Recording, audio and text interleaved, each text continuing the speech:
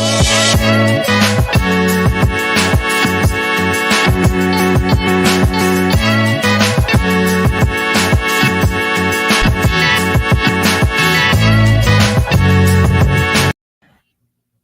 What is up?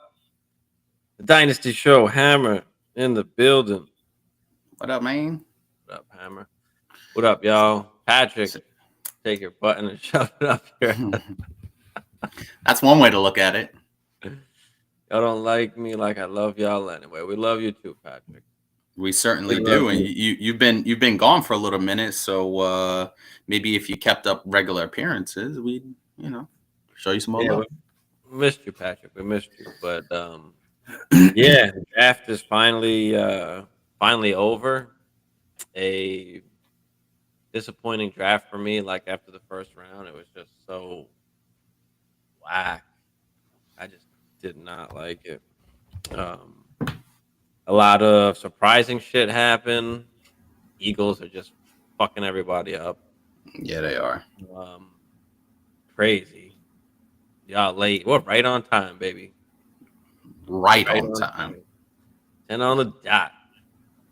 Patrick, are you happy with the Cleveland Browns and their picks in the NFL draft? You got Tillman. How do you feel about that? Paris Johnson. Ooh, yeah. Oh, was that Paris Johnson? No, Tillman. No. I don't know why I was looking at somebody else. Oh, you were looking at Cardinal tackle that they took. But yeah, the first first few picks are kind of what we thought, right? Bryce Young, CJ Stroud, Anthony Richardson, the three QBs coming off the board in the top four there. So Bryce Young goes to the Panthers. They don't really have anybody there. They drafted Mingo in the second round. We'll talk about him in a little bit. But, I mean, you got Miles Sanders and nobody else really there. I mean, what do we expect Bryce Young to do? I mean, fantasy-wise, I guess you want to say, you want him to be a top 12 QB. Like, at best, that's like best-case scenario, right? Is he top 15-ish, top 12 to top 15-ish? Like, we'll see, but we're not going to see it out the gate. Like, it's going to take a little bit. But, yeah, I figured they'd go Bryce Young. That was the right pick to make. But, yeah, what do you think about Bryce, bro? Yeah, I mean, I think he'll be good as long as they surround him with good talent. Obviously, you can't have, crazy high expectations for at least the first year anyway. But, yeah, it was the right pick to make. They needed a franchise quarterback. They haven't had a franchise quarterback since basically Cam Newton. And that was relatively short-lived for Cam Newton being the number one overall pick, that particular year. So, you like the foundational pieces that they got in Bryce Young. So let's see what they do. How Bryce Young progresses over this season. And then this is really like a 2 to 3 year project, if you think about it, because the cupboard is pretty bare. Only person really of note on that offense is Miles Sanders. That's only, Adam Thielen. I'll pass on that at this stage of his career. But yeah, I think it was the right pick. It can't really go anywhere else with that pick, in my estimation. Jamie, what up? I'm sad the Browns didn't draft Roshan. Yeah, but he did get a good landing spot. I like the Bears' landing spot there. Cedric Tillman set it up. Yeah, I love the Tillman pick. He's a better version of DPJ. Yeah, I'm not high on DPJ or worried about DPJ at all. Tillman, Tillman is better than DPJ. So yeah, I'll take.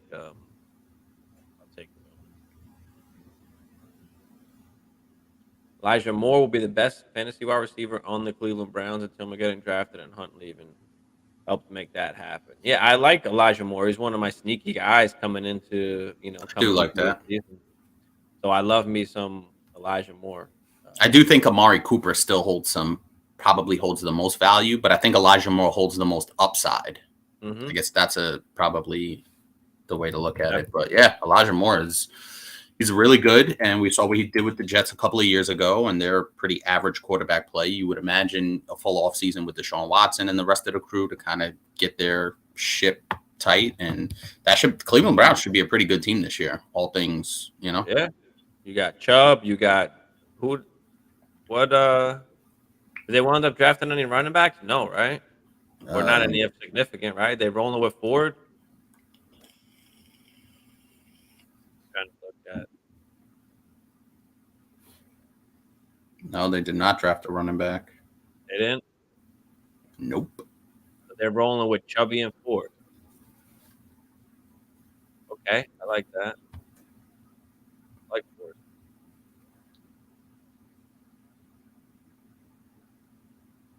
Yeah. Or if the upside for the future. Definitely, and no, I agree. But I think Cooper is that good possession guy at this particular stage of the game, and that's fine because Elijah Moore could be, on the other side. I think they're, that's more than capable of having those two guys be very productive. So you could get a lot worse than Amari Cooper and Elijah Moore as your two wide receivers. So that's not a bad tandem to have.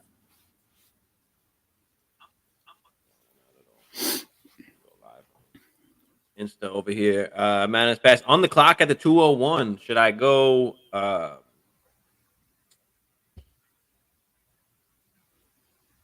Should I go Mayer, Charbonnet, or A-Chain?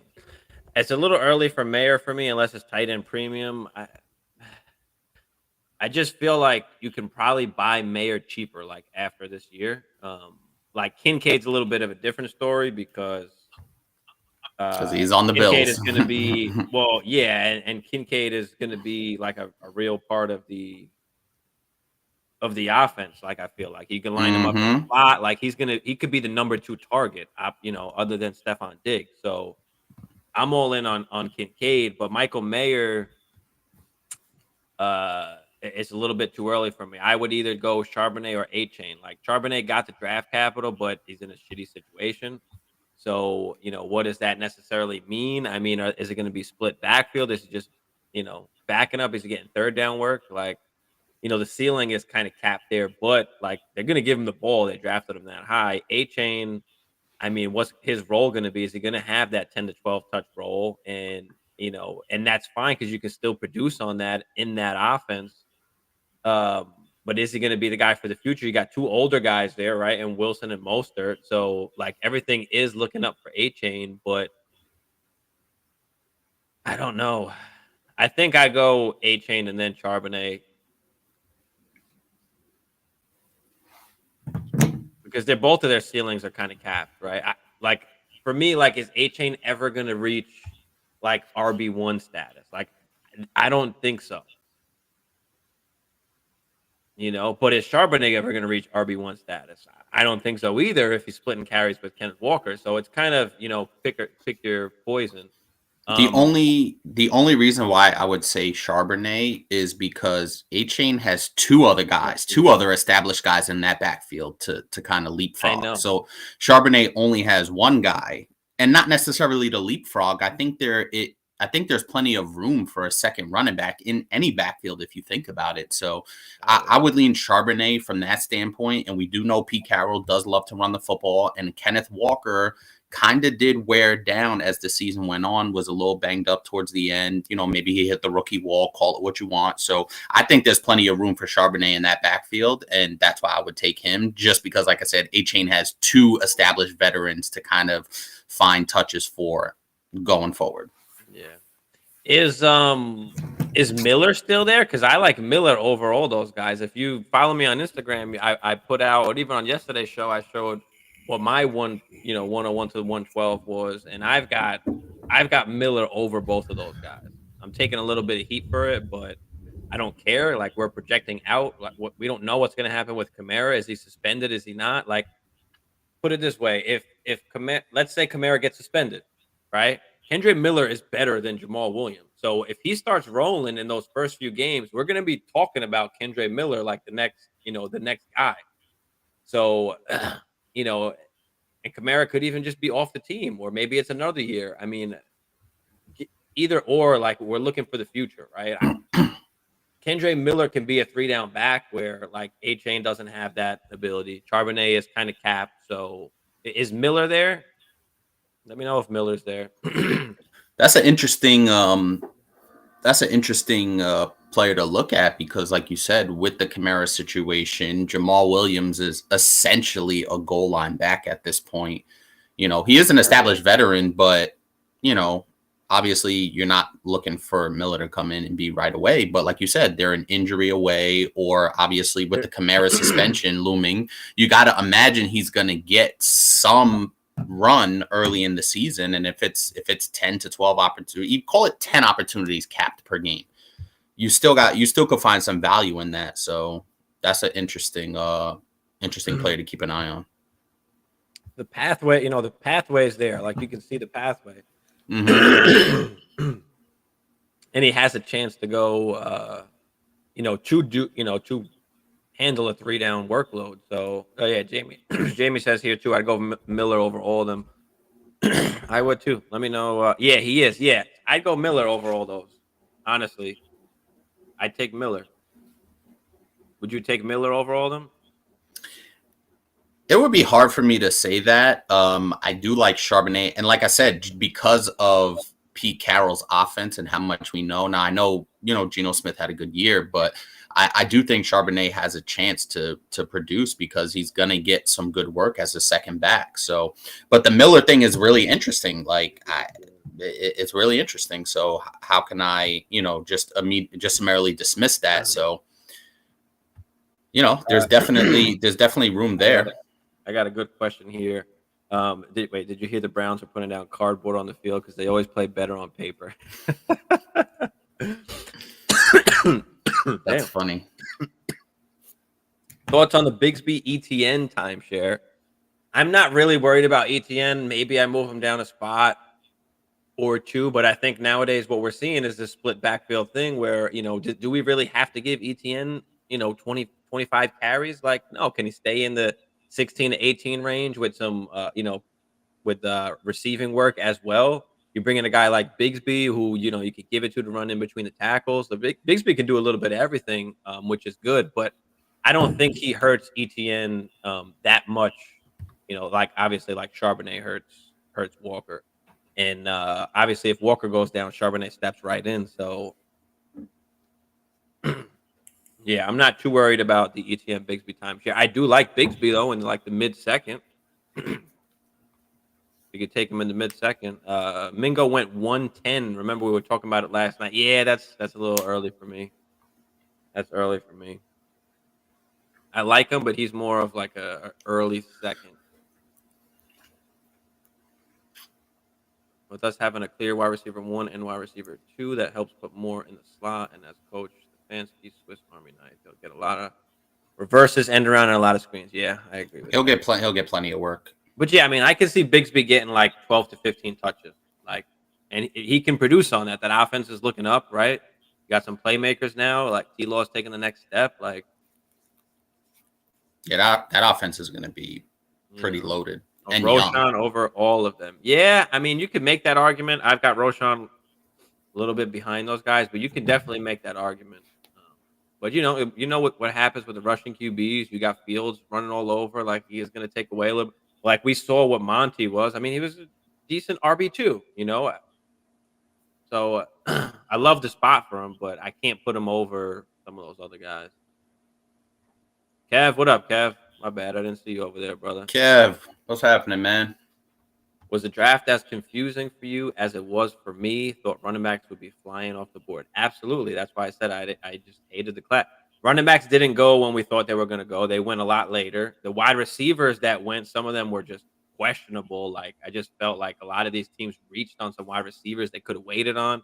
Like the Chiefs pick Rashid Rice. Like, what the fuck is that? I mean, maybe Mahomes asked for it and he likes Rashid Rice. But he is not all right, but he is not the guy that they should have chose, or at least that's what I thought. I mean, he's the worst route runner on the team. I like Kadarius Moore and Sky Moore. I mean, Kadarius Moore. I like Kadarius Toney and Sky Moore even more now that they drafted Rashid Rice, to be honest. So yeah, it was very confusing. I'm not sure, and I think everybody felt that way. I think everybody kind of was like, "What the hell?" Especially the Charbonnet pick. I mean, it's crazy. Seattle was the worst place Charbonnet could have went. I disagree with you, Hammer. I know he's a truck, but trust me, he's a better version of AJ Dillon. He can play 3 downs. Yeah, I mean, we'll see what happens. At 1-9 and 112 was Levis, Mingo, QJ, and Kincaid. Wow, QJ fell that far. Okay. Um, yeah, even Kincaid, that's a fall for me. I like Kincaid up earlier.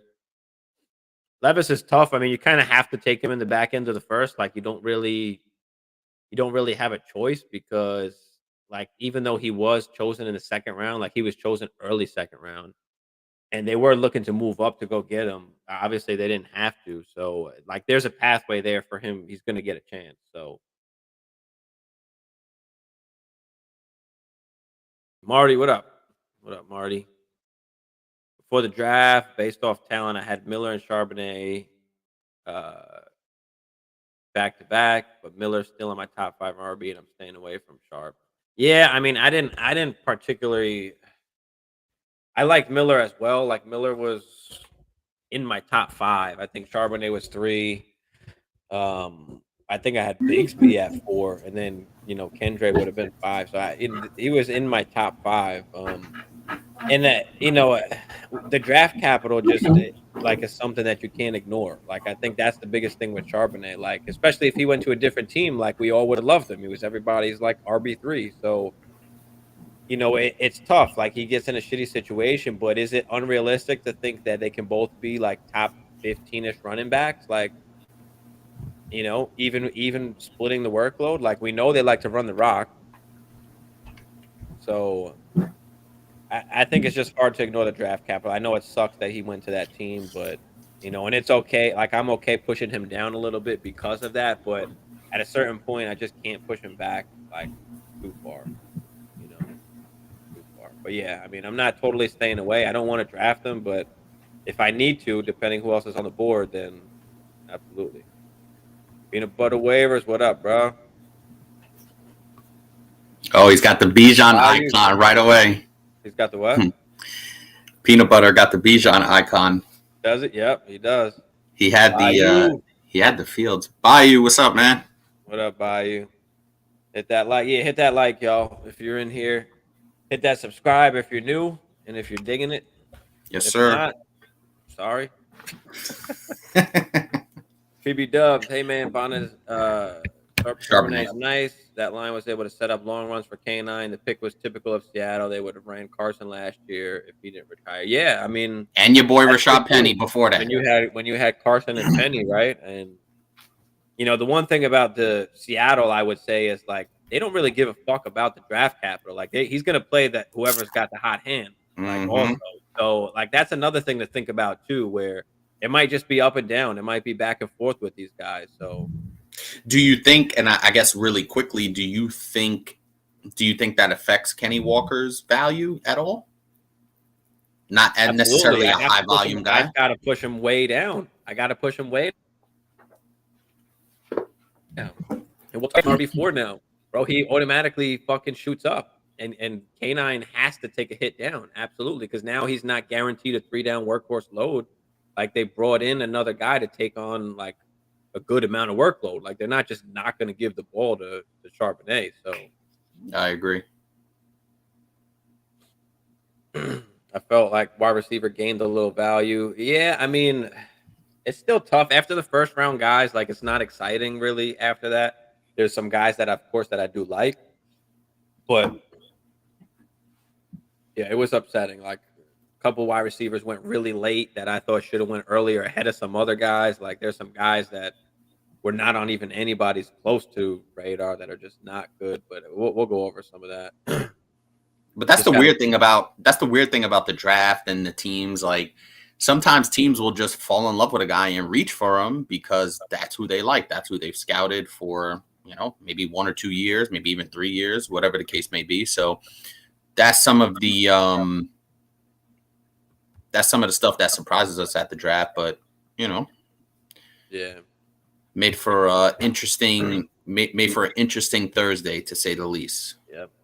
PB Dubs, I gotta say this, not to you guys, this to the world. When I was told all winter long that RBs don't go in the first round or they don't go high in the first round. Yeah, bro. And you know, They haven't been previously. they haven't. They don't. But the generational ones do. We knew Bijan was a generational one. We knew that there was a high probability that he went GIBBS. early, but we also knew there was a realistic possibility that they kind of pushed these guys down a little bit. Also, you know, so and then you think about it like from a real world standpoint, like. The Falcons had Tyler Algier. They didn't spend a lot on him. He just ran for 1,000 yards. Realistically, it makes no sense to go and get Bijan when you can get a top defensive guy or a top offensive guy that's still on the board, right? It doesn't make any sense, but they don't care about that. They want Bijan. They want the generational guy. They want the ticket sales. They want to make money. Bro, that stadium's going to be filled. Desmond Ridder or not, like, you know? So there's just a lot more, you know, that goes into it, and it sucks for some of those guys. This is why we say, you know, don't believe in any of these damn RBs, because shit happens. We just seen it happen to Kenny Walker right now. So I mean, and also too, like PB.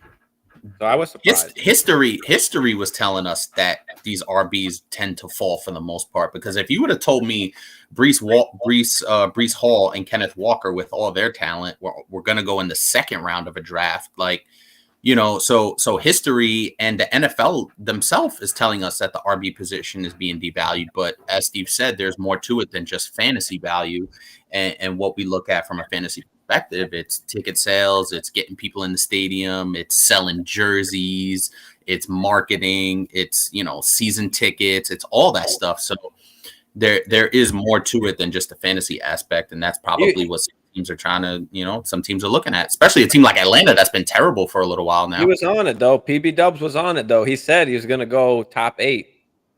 Or top 10, I think. It's a hell of a call. I remember right. So yeah, I mean, you were absolutely right about it. You know, but that just goes to show you like what the talent that these guys have and what the NFL thinks, right? What they're thinking of Bijan Robinson and Jahmyr Gibbs, like to go that high. You know, they didn't feel that way about Breece Hall or about Kenny Walker. Like Kenny Walker just almost basically got axed. So I mean, yeah. But yeah, bro, you got that. I remember that. Some of my dynasty drafts this weekend. Okay, the hardest picks to make are the late first round and high seconds. Yeah, it is. Absolutely, because you can go and there's like a huge tier of guys really that you can go with. I would say don't push Rashid Rice up the board. Like don't do that. A lot of people are like shoving him up the boards. I did rookie draft today, ended with Bijan, Gibbs, Stroud, Kendre, Roshan, Mims, Reed, Laporta. Nice. Was anybody else drafting? How does that work? Jamie had probably had a bunch of picks. Yeah. Derek, what up? I've been on vacation. Been on vacation since Thursday. Feel like I missed everything. I need a belief review, y'all. Yeah, bro. It is a lot, bro. It's a lot, bro. It's a lot. Guys, hit that like if you haven't. If you're digging it, keep coming back. That's the best way to put it, Kev. That is the best way to put it. Oh God, nervous about Gaskin now that Miami drafted A-Chain. Gaskin was nothing to begin with. I mean, you can forget about him. That's the other thing I will say is they have like a ton of running backs, like, you know. They do. And I want to like, and James Cook could be good this year. It doesn't seem like they got anybody. Maybe they use him a lot more, but like we pushed him up the boards a lot last year.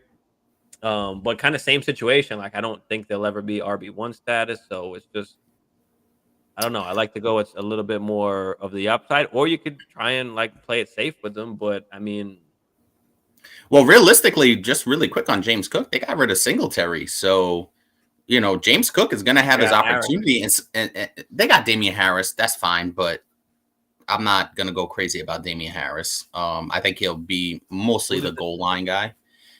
But yeah, I do like James Cook's actual prospects this year, and that tells you, you know, especially when you're drafting these rookie running backs, especially in that after that first tier of guys, after Bijan and Gibbs, maybe Charbonnet, depending on the situation, obviously, you know, you might have to give it a year before you see where things shake out, because running backs, like I said, they get flipped like a dime a dozen, where, you know, the incumbent goes somewhere else, the rookie, especially if he's a first round pick, you know, he's going to be there at least 4 years with the 5th year option. So, that's obviously something to take a look at as well. Yeah, I mean, if it's not this year, maybe next year they replace him. I mean, there's still veterans out there too. Like Jerry Jones is saying he's still open to re-signing fucking Zeke. So, I mean, because now they get to sign him for extremely cheap. This is after the draft. And That's true. he's not on the team. So,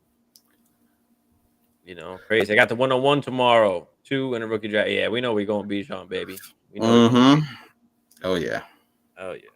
Man, I watched my Tyler Algier stock just fucking get smashed on Thursday. It was that was tough to watch. Crazy, bro. I think after 2 RBs, 4 wide receivers, 3, 4 QBs, just get your guy in the rookie draft. Yeah, you can say that also because it's just basically you just got to pick and choose, man. I mean, Greg, what's up, Greg? Got offered 103, 305 for my 107. Got offered the 103 and the 305 for my 107, 24 first, 206, 12-team Superflex. My QBs are Kirk and Mac Jones. Oh, what should I do? 107, 24 first. Are you a contending team? Like, is that 24 first going to be early? I mean, you do need a QB, so moving up is good, but at the cost of your 24 first, if that's most likely going to be early, maybe I probably wouldn't do that because I'd rather just draft a QB next year. You feel me? So yeah, I would agree. And I do think like the context of your team, where you're at, definitely does matter, because essentially that 24 first, wherever that's going to be, is kind of going to determine whether you want to make this deal or not. So, maybe you just stay at the 107 and take best player available. Is that, is JSN going to fall? Is GIBBS going to fall? Do you have your choice of the wide receivers of, Quentin Johnson, Jordan Addison? I mean, might be a little bit early for Levis. Maybe maybe I would explore even moving back from the 107. Can you move from the 107 to the 109 and gain a second on top of that or something like that? I would explore doing that as well. I think it is a little bit much to give up, like, because you don't even get to choose. Like, you have to choose from what's left at the 103. So you don't get to choose between Bryce, CJ, or A Rich. Like, So yeah, I think I don't think I want to do it.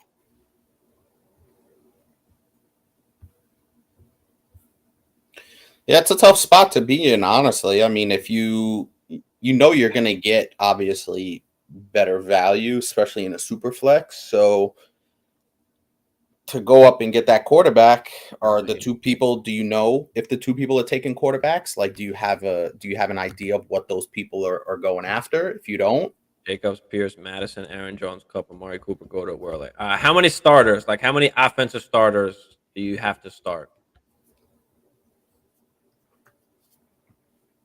Because this, I mean, it's not looking good here. Like, you'd probably have to. I would.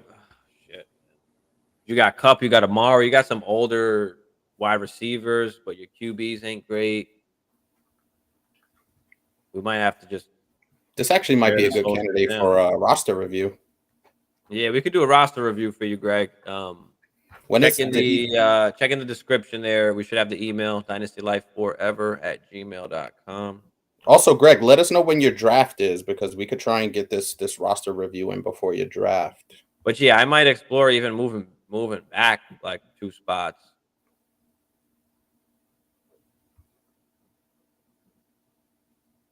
You got some options, but yeah, I'm not going up to the 103. Nah, I'm not going to do that. I want to keep my 24 first, and I want to keep my 206. So I have Tyler Algier, and already on the same team, I got the rookie 101 pick. All right, cool. So you got the backup. That's actually even better. You got it, bro. You got it. David said that seems like a lot to move up 5 spots. Yeah. Especially if you're not a contending team. The 101 gained more value with the landing spot finally known now.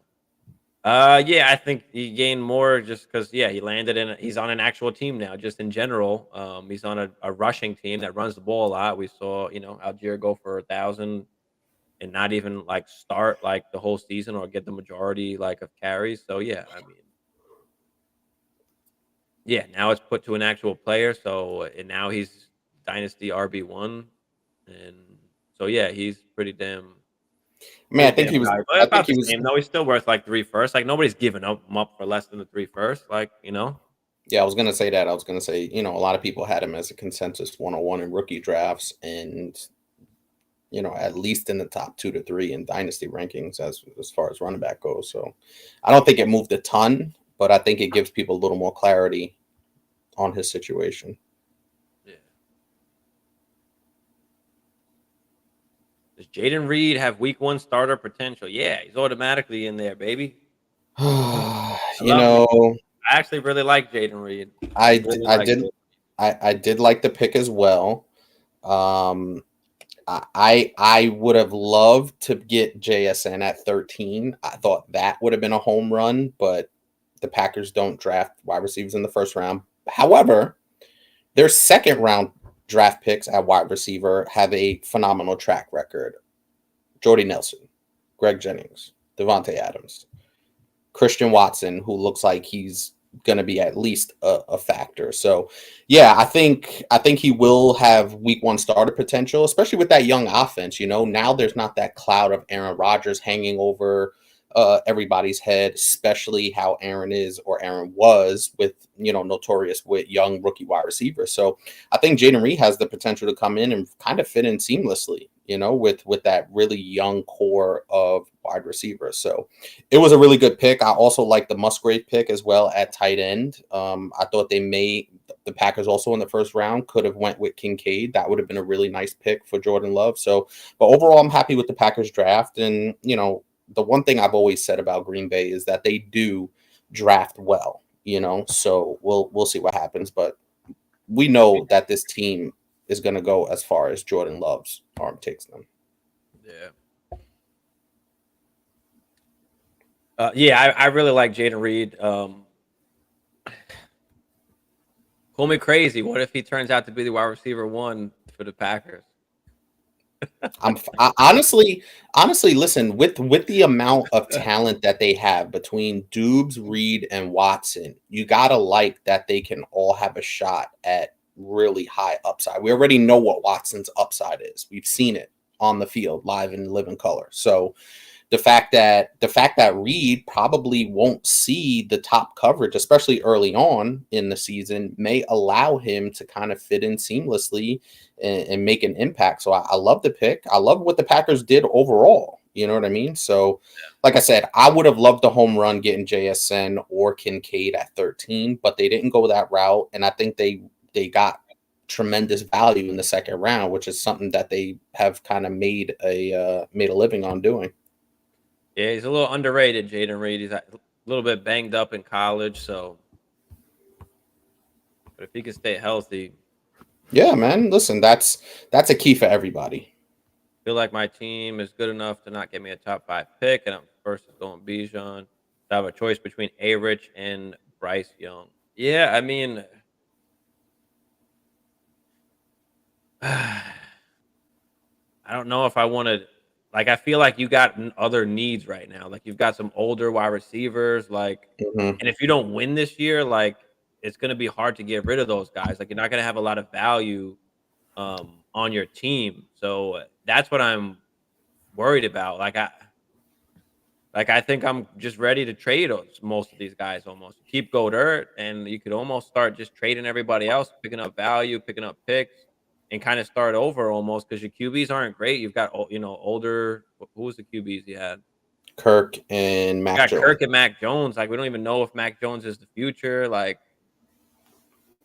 Kirk's getting a little bit older.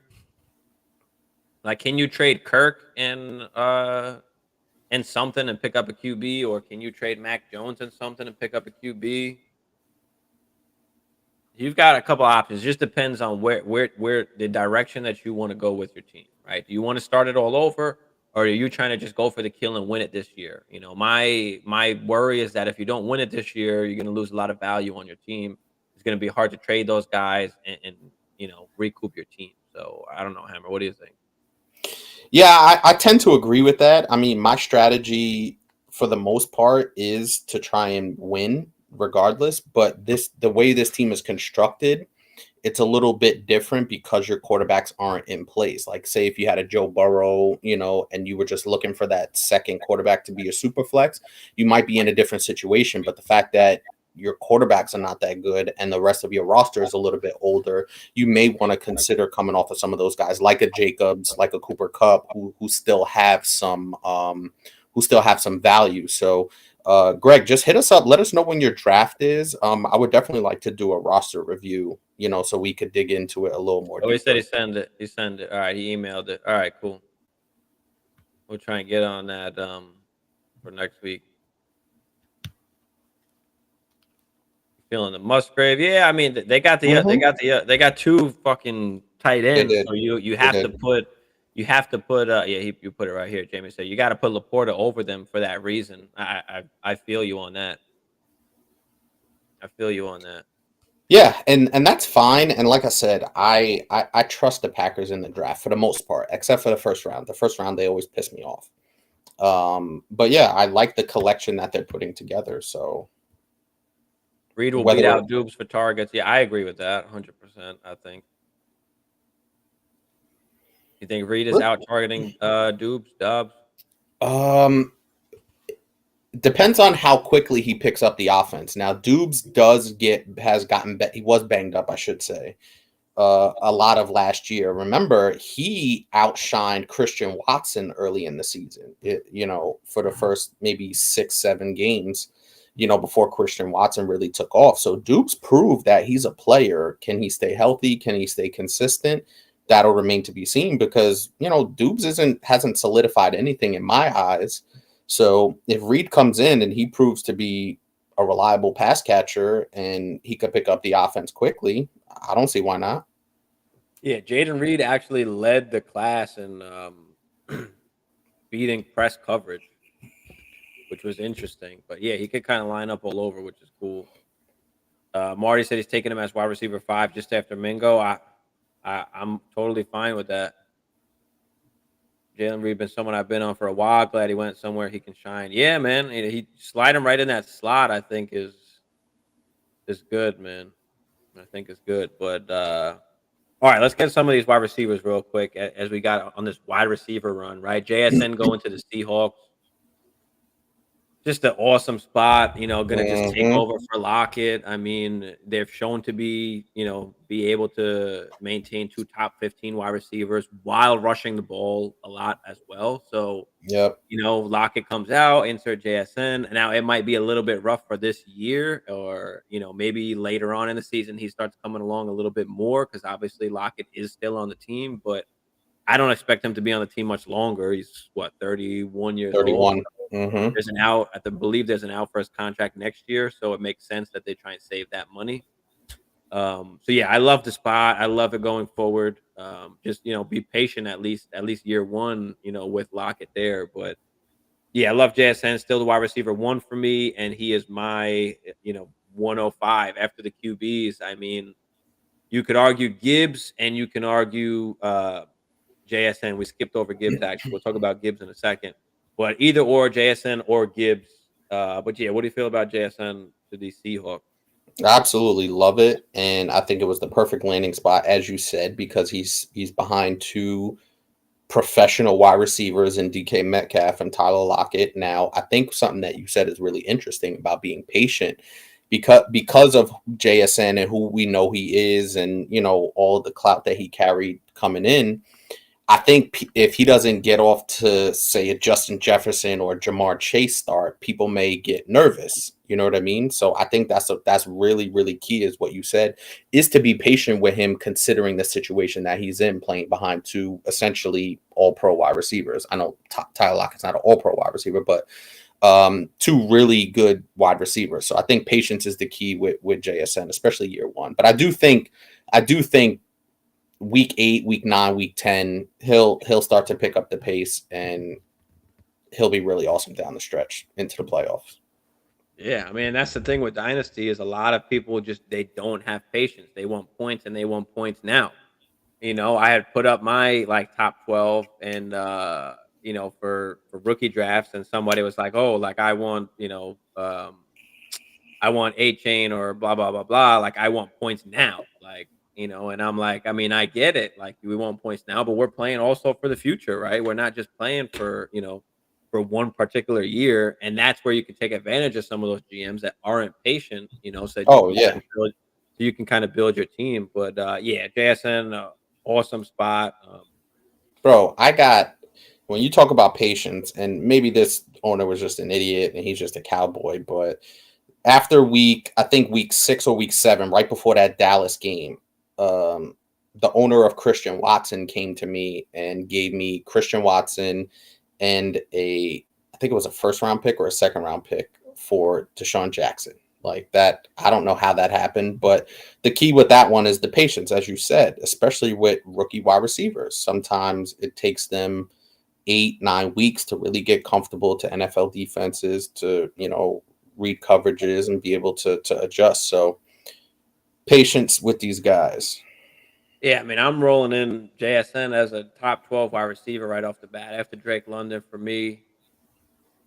So yeah, I mean, I'm all for JSN. Now going back to Gibbs getting taken at pick 12, you could talk yourself into Gibbs over JSN. I think the format is kind of going to determine which way you're going to go there with the running back or receiver, or your roster construction as well, because you can go either or. But yeah, Gibbs rolls in as a top 5 back. I mean, you've got Swift that they just got rid of, and what they Mm-hmm. wanted Swift to be, is what Swift couldn't be, is what Gibbs is going to be for them, right? This is what they want, right? They were so happy when they drafted Gibbs. If you saw, that war room once they were able to get Gibbs, so that was awesome. But just going into what Swift did last year, I mean, finished RB 17 in fantasy points per game, only played 14 games, 42% of snaps. I mean, 70 targets. Now you enter Jahmyr Gibbs. If he stays healthy, you're looking at what, 90-ish targets. I mean, you don't need to rush for 1,000 yards if you're getting 700-800 yards receiving and 700-800 yards rushing, right? So, he's automatically up there. I love it for Gibbs, and being that draft capital as top 12.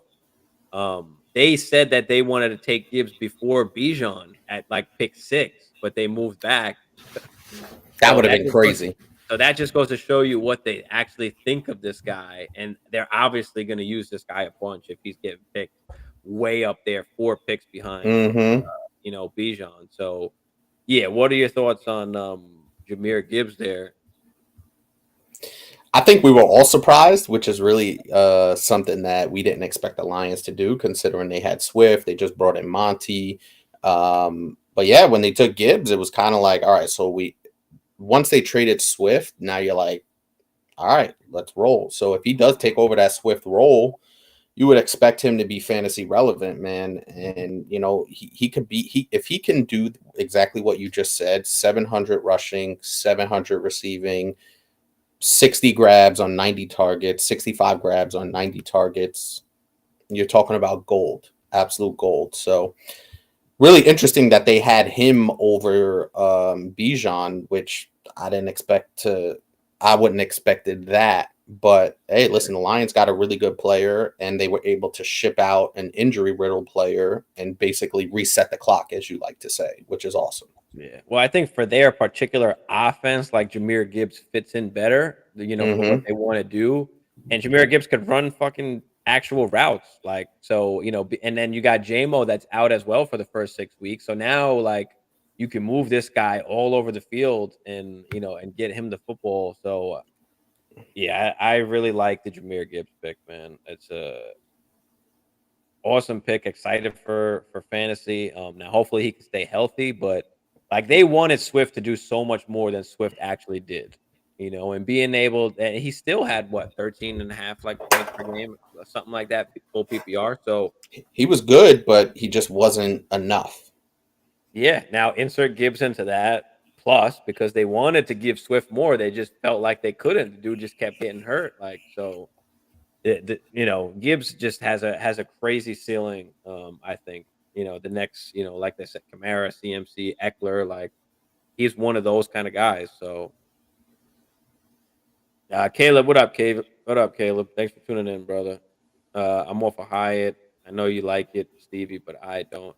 No, I don't like Hyatt, the prospect. I like the landing spot that he found himself in for the Giants. I just think that he fits like a need of that's what they want. They want that guy that can stretch the field and run that 9 route, and that's all I think Hyatt is. I don't like him necessarily. I don't like him for fantasy.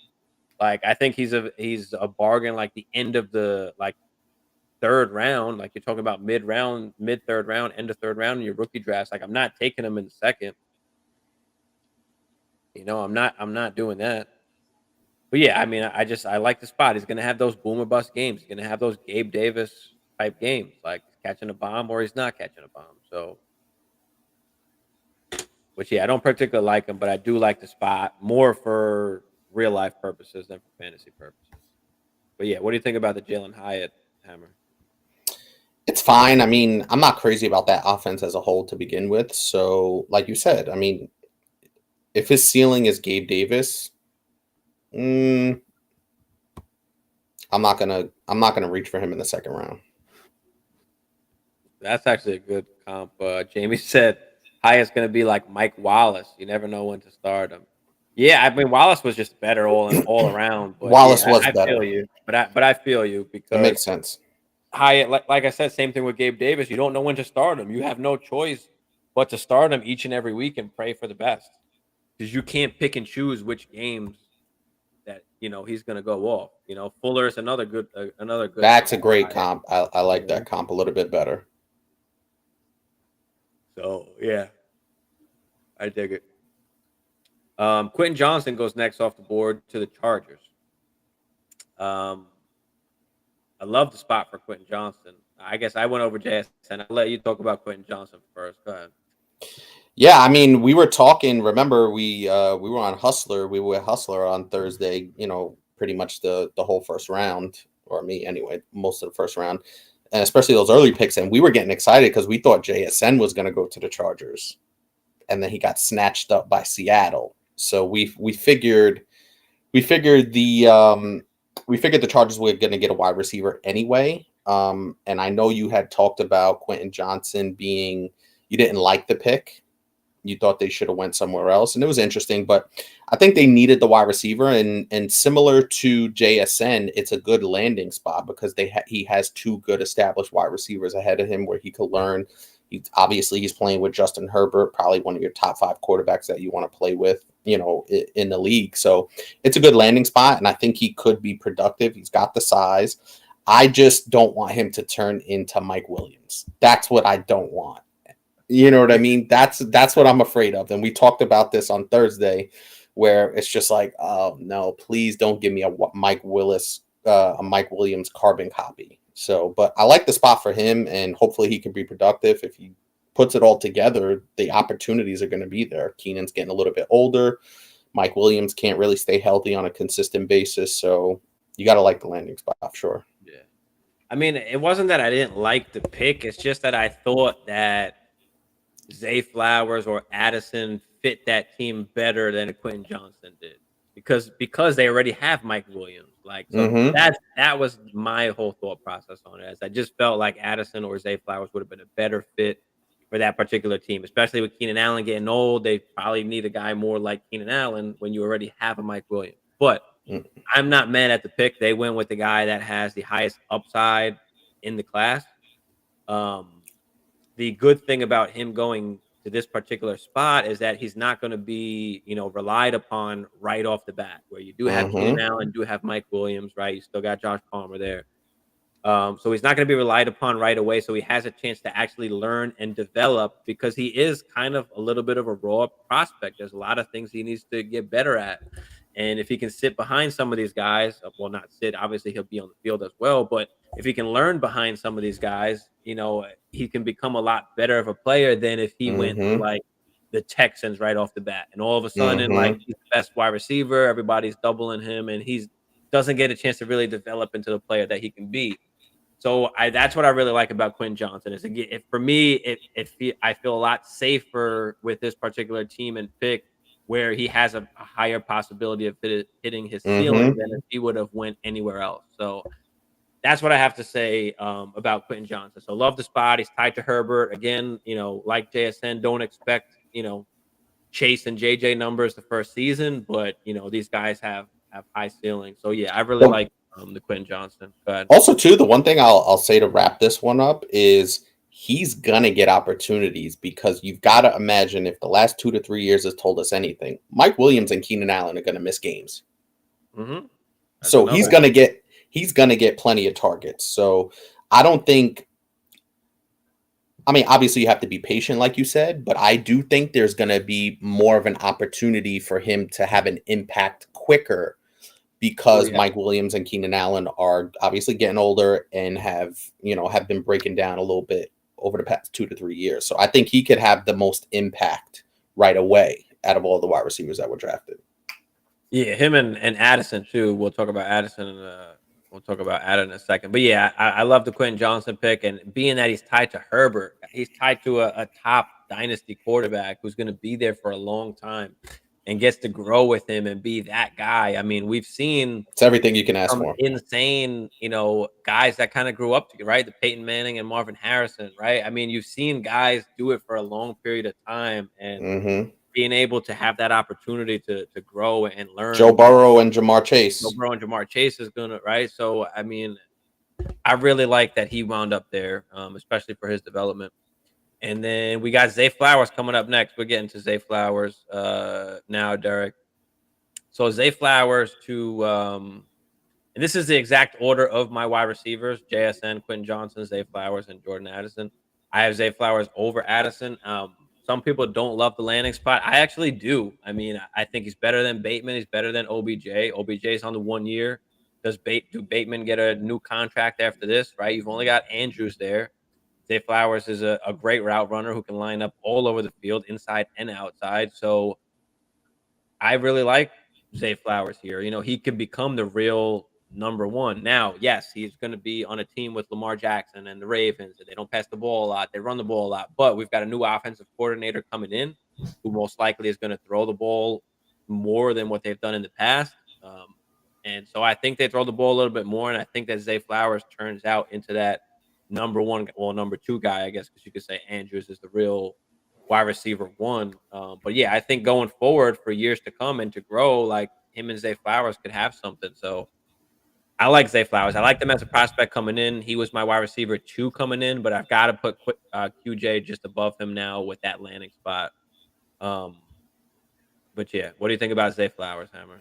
Yeah, I love it. And I think that the Baltimore Ravens are showing, that they're going to go out there and surround Lamar Jackson with the talent. I know we didn't touch on this yet, but if you woke up, and I said this on Huss's show on Thursday, when you woke up on Thursday, if you were a Baltimore Ravens fan, you were probably like, oh my God, we're going to lose Lamar. No, you signed Lamar and you draft Zay Flowers. Like, you couldn't have been happier. I think the most happiest fans on Thursday, maybe outside of, Houston Texans, they did some good stuff, but the Baltimore Ravens and the Eagles. But if you were a Baltimore fan, you have to absolutely love what they did. Obviously, the Zay Flowers pick was fantastic. And then signing Lamar to the deal was fantastic as well. So it's really looking like they're building at least a credible offense around him. You know what I mean? Now it's up to Lamar to put all the pieces together, especially throwing the ball accurately. But Zay Flowers kind of gives me Hollywood vibes a little bit. So we'll see. The comp here, I'm reading on ESPN. The comp here is Elijah Moore, which is interesting. So, yeah, but I love it. I like the pick overall. I love what the Baltimore Ravens are doing around Lamar Jackson. Yeah, I mean, those guys can't run as good of a route as Zay Flowers. Zay Flowers is one of the best route runners in the class, and I had him as my number 2, but just talent-wise, like after JSN, I had Zay Flowers. And yeah, to me, Zay Flowers is the best wide receiver in this draft. Yeah, I can't put him over JSN, but I'm definitely on board for after JSN, because that's what I had originally. But now that the landing spots are here, I'm going to take the chance on Quentin Johnson's upside more now that I'm a little bit more comfortable of where he landed, over Zay Flowers. But I can't get mad at you if you put Zay Flowers before him. Go ahead. I do think, and we're gonna say it a lot here, is, and especially with this particular pick, you got to be patient with this pick.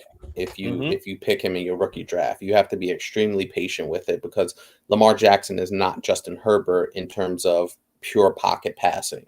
You know, Lamar's going to run around, and for the first 5 or 6 weeks, Zay Flowers might not pop off, but he will, and he's going to be there for a while. So definitely be patient with this particular pick if you make it in your rookie draft.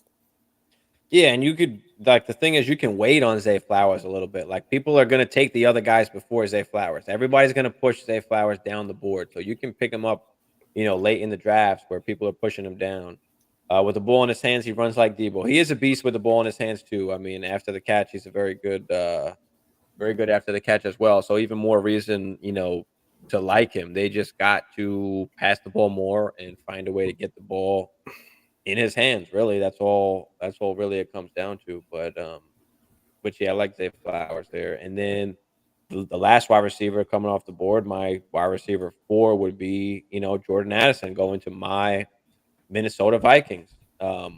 Perfect spot for him, especially since I had him as my 4th wide receiver in the class, mainly because I felt like he was capped at like a wide receiver 2. Like, I don't think he can ever be a wide receiver 1. He's kind of like that Devonta Smith, even though Devonta Smith I think is better.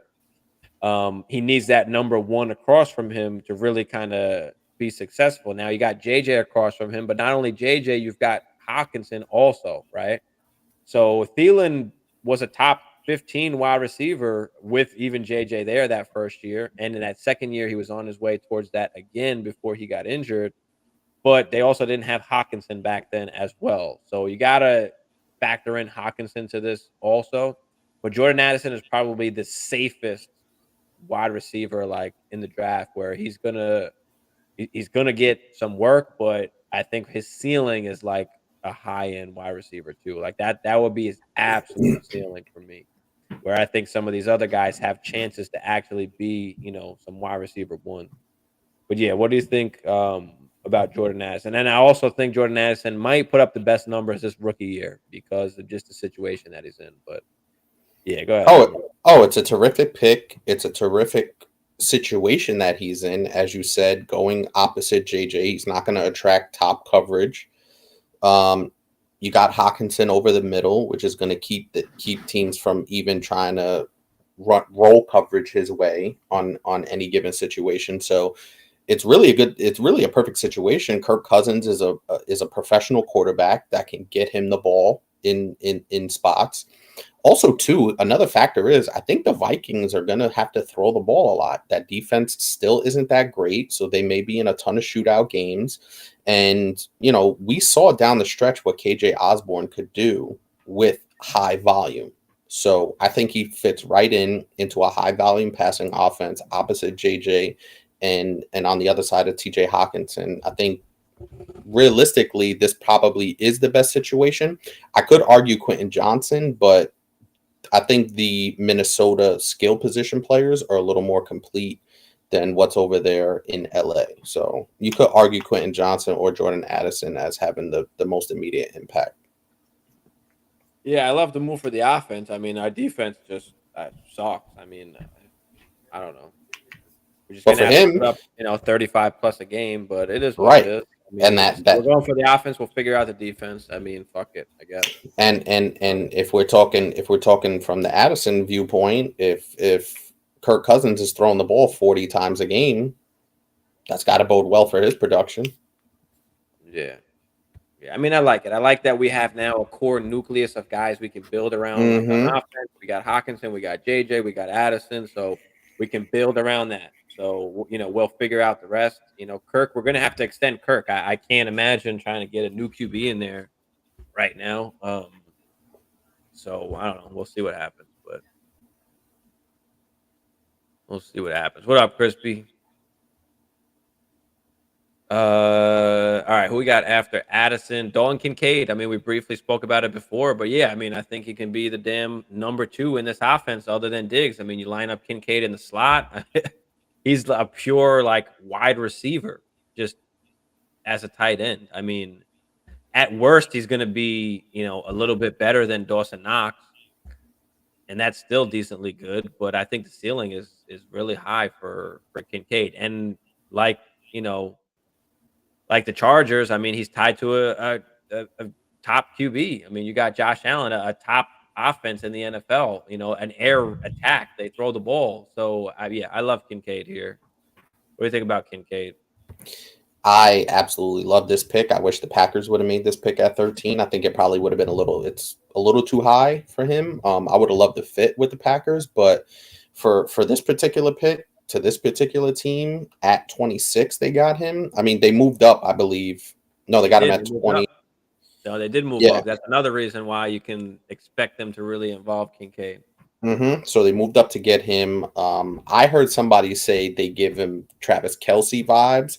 I say, whoa, slow down a little bit. But considering all the other factors in a really good offense, tied to a franchise top 2 to 3 quarterback, you can argue, in the league, bro, the sky's the limit for this guy. Absolutely, bro. Yeah, and I'm okay with taking Kincaid in the first round, like the 110-ish and on. I'm okay with taking Kincaid. If tight end premium, you could argue to take him even earlier than that. That was it for the first round, at least offensive players. And then Will Levis goes to the Titans. I mean, we spoke a little bit about it earlier. I mean, you pretty much have to take him in the first round of your rookie drafts now. I mean, he did get second round draft capital, but I mean, pick 33. I mean, they didn't have to move up to go get him. So a good spot, I think. I mean, we don't know what's happening with Tannehill. If they start losing, like they bring in Will Levis, right? It's a great spot for him because they get him in the second round. He could sit behind Tannehill, even if it's for a year. That's kind of the model, how you kind of want it to be done anyway. So for him to go to Tennessee, I like the pick. I'm not crazy about their offense as a whole. Derrick Henry getting a little bit older. Their skill position players aren't very good. So I worry about that a little bit for his development. But the value of the pick, I think, was really good considering the Titans' quarterback situation. Yeah, definitely. So, yeah, I'm okay with him in the back end of the first round. I wouldn't take him any earlier than that. He might fall to the second round in some drafts, Laporta to the Lions. Good pickup for the Lions. They had to replace, Hawkinson. You got J-Mo missing some games over there. Laporta, a nice, receiving tight end, good blocker as well. So, yeah, I like Laporta. I mean, I'm taking Mayer before Laporta in drafts, but I'm taking Laporta after Mayer. After Mayer for sure. You can probably lock him into a late second round pick, maybe early third, depending on your league. Like the thing with tight ends is if it's not a Kincaid, like I'm okay with just waiting on tight ends because you can just buy them for cheaper like next season or the season after. Like I don't expect Mayer to come out and give us 1,000-yard season or even like an 800, 900-yard season, but I don't know. So, yeah, like I'm okay with just waiting on those guys. Unless it's tight end premium, I'm all right with waiting on them. But, yeah, what do you feel about Laporta? I think it's a terrific pick, obviously, considering they have to replace TJ Hawkinson on a really good offense to begin with. So the pick is really good. It's exactly what they needed. You could have argued they should have picked Mayer before Laporta, but maybe they felt like the blocking aspect of it came into play. So, listen, I love the pick. I like what the Lions are doing as well. It looks like they have a really terrific offense starting to build there. They had a really good offense last year. Their defense was pretty bad. But yeah, the Lions are going to be tough this year for sure. Yeah, I definitely like the pick there. And then Michael Mayer goes right after to the Raiders. They got to replace Waller, right? Mm-hmm. You got Jimmy G there, who's been, supporting a tight end before. So I like the pick. I'm okay with just waiting instead of taking him, too high in drafts. Like I'll swing on somebody else and maybe I buy him a year later or something. I don't know if I want to waste the pick on him, Yeah, I mean, also too, it depends on your league, what your team looks like. Like for me, in our home dynasty league, obviously I could draft a running back, with my first round pick. It's a back end one, but the only other real need I have is that tight end. I have Kittle; he's getting a little bit older, so So a Kincaid or a Mayer could be a really good value pick for me. So it really depends. But I understand what you're saying because the position's so shallow, unless it's a tight end premium. But I do like Mayer. I love the Kincaid pick. But I do like Mayer on the Raiders. And I think something you said was really interesting where he's going to an offense that has Jimmy G at quarterback, which supports a tight end. Kittle was really awesome with Jimmy G when they were in San Francisco. So I think that bodes well for Mayer's upside. Yeah, definitely. I'm drafting Kincaid. Yeah, we're definitely drafting Kincaid above any of these other wide receivers. And look, you're in tight end premium. Like I'm probably okay with drafting Kincaid after like JSN and Gibbs, like after that tier, if it's tight end premium, depending how much it is. Is it 1.5? Is it one? Is it is it 7.5? Is it 2? I mean, depending what your format is, you things can change, of course. But Jonathan Mingo gets top 40 draft capital, goes to the Panthers. I was a little surprised at this pick, but he's been rising up draft boards because of the athleticism, because of the size, and what he can do compared to AJ Brown, at least like athletically. Didn't have the production, of course, of AJ Brown, who had 1,300-yard seasons in college. Mingo didn't really produce in college. He broke out like his last year with like 800 yards. But the athletic ability that he has, if they use him correctly, line him up in the slot. I like that he's on a team now where he can, grow with Bryce Young. Like It's going to have opportunities, that's for he's sure. got Thielen there, he's got Shark there. Maybe he learns a little bit, so he has a good ceiling. There is, obviously things to caution, like he never produced in college, obviously. So like he does have some upside, but there is a little bit of caution there. But being in the spot that he's in, and where he gets to grow with the young QB, if Is they there use him correctly, he could be really good. is there a way to zoom in on your screen here? It's a little hard to see Let me see. My bad. when you're dropping down on the picks. Yeah, there we go. Yeah, there we go. My That's bad, better. boys. Yeah. Laquan Treadwell, yeah, possibly he could be a Laquan Treadwell. No, don't get me upset, Marty. I thought Laquan was the fucking next big thing. He always thinks anybody that plays for the Vikings is the next big thing. He thought Cordell Patterson was the next big thing, next best thing. He thought who was the quarterback we thought? Webb? What the fuck Webb? was his name? What was Joe the guy's Webb? name? Webb. Joe Joe Webb. Webb, Yeah. I think. Joe Webb was the future. Stop it. Stop it.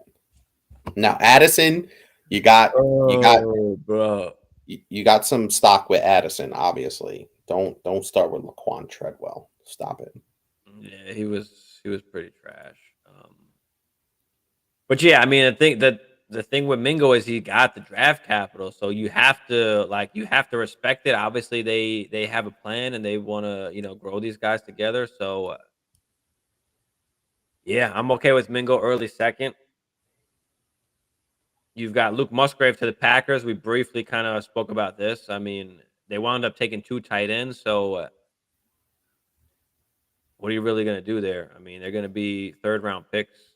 Yeah, I don't think there's a ton of value there just yet. I'm not wasting any draft capital on these guys, but I will say this. That offense, like you said, a lot of these, offenses that we talked about, there's plenty to grow there. So I'm not really spending any draft capital unless it's a 3rd or a 4th, late 3rd, late 4th. And just stashing these guys. Maybe these are taxi squad candidates, especially with a guy like Musgrave. But I do like what they're doing. They're getting, a young nucleus to build around with a young quarterback, young experience-wise. But it was a good pick for them. I don't hate it at all. Yeah, Jaden Reed, we spoke about him earlier. Route runner, I love it for Green Bay. I mean, he could be, the go-to guy there. Little Jordan Love best friend out of the slot. So he could line up all over. Maybe he lines up outside too. I mean, but yeah, I like it. They're getting Jordan Love some weapons. So I like Jaden Reed as an early second as well. So Jaden Reed, yeah, I'm okay with taking Jaden Reed after like Mingo, Charbonnet, Roshan. Like I'm okay with taking Reed after that. Before Downs, before Mims. Zach Charbonnet, we spoke about that already before, but can he be top 15-ish? Are they both going to be top 15-ish? I mean, if K9 goes That's down, tough. he steps right up. Did That's get the draft capital, right? Yeah, I know, man. He got the draft capital, so you gotta, respect that, and they're going to use him. But yeah,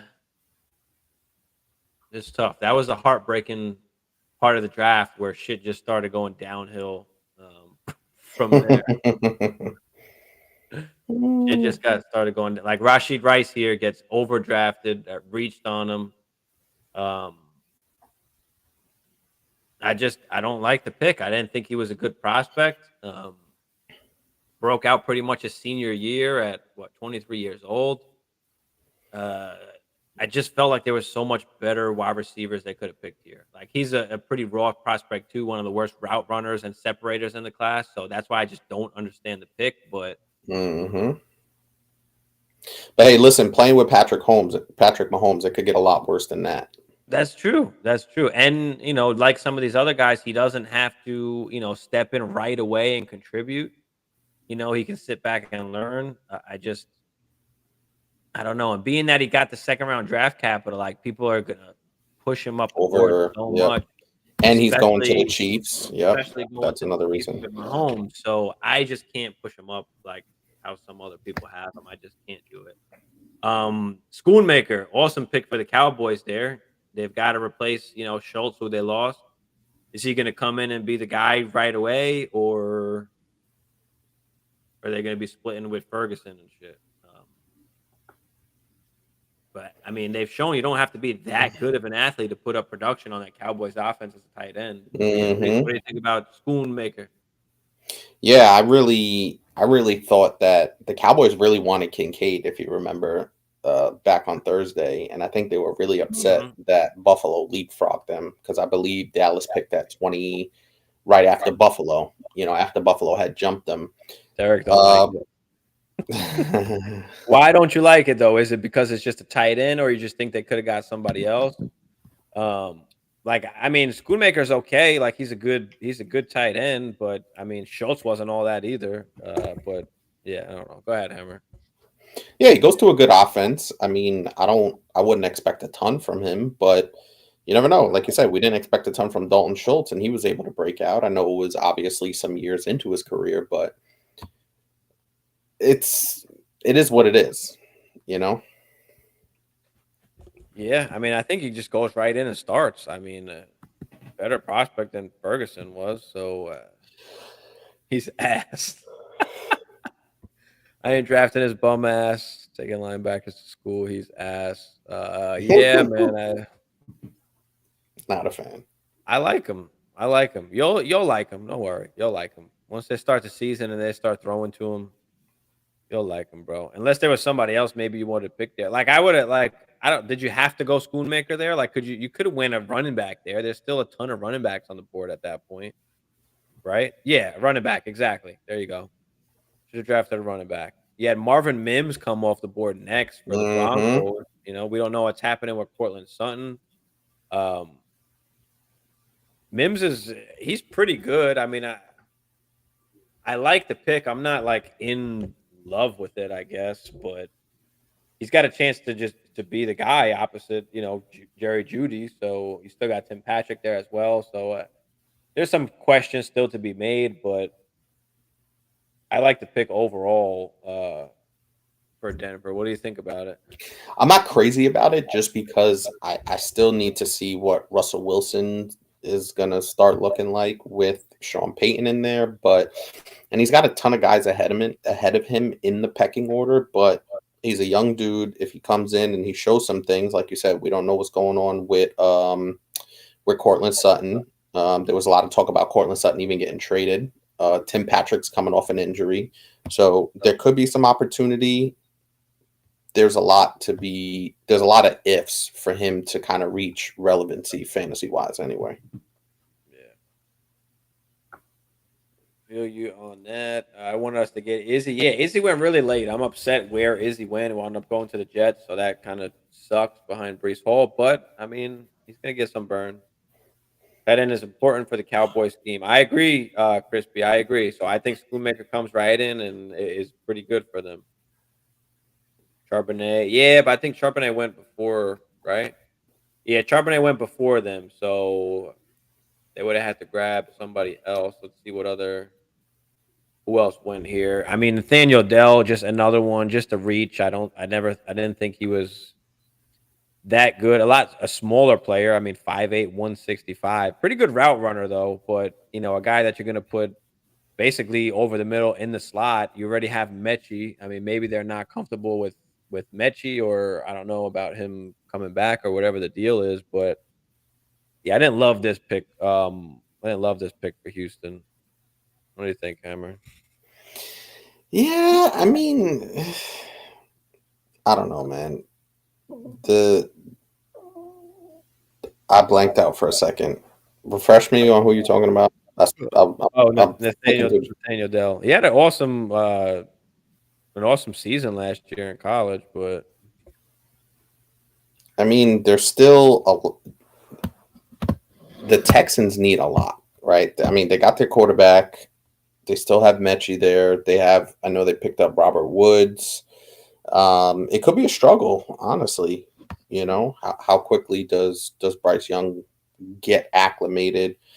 So yeah, he's definitely worth a dart throw late in your draft if you have a ton of wide receivers already, or you're just looking for some sort of upside, but not expecting a whole lot. Yeah, that guy. And your boy, who's your boy from Houston from last? Nico Collins. Nico's still there. Yep. So, yeah, I agree, Derek. I feel like they could have waited. I think they should have took a running back. Kendre Miller was still there. I mean, shit. Imagine you guys took Kendre Miller. You guys would have felt way better about that. And he kind of fits in perfect because you could still use, Pollard as that third down and pass catching guy to come in and keep that same role. You just give Kendre that Zeke role almost. So yeah, I would have liked them to draft Miller. I think that would have been a way better pick than Schoonmaker, because I think you're right. They definitely could have waited on Schoonmaker, or even took the next tight end after Schoonmaker. Like he's not good enough to where like, okay, we have to take him like and reach for him. Like, so, I think they needed a tight end, but yeah, I think you're right. I think they should have just took somebody later on. So yeah, Kendre Miller, I mean, we briefly spoke about him before, has an opportunity, for the future to be the guy. He can actually support a 3-down role. So yeah, I love me some Kendre Miller. We'll see what happens with Kamara, because it can happen as early as this year. So if Kamara gets suspended, which I mean, I don't know if I can see a way that he wouldn't. I mean, gotta believe at least he's getting a couple of games. You got Kendre Miller and Jamal Williams, so let's go. Like, it's up there. 5'11", 215. The guy is big. So yeah, love me some Kendre Miller, and I'm okay with taking him back into that 112-ish, even 111 area, early second. I'm rolling with Kendre. Jalen Hyatt, we spoke about that also. Just a good spot as far as the receivers that they have. I like one that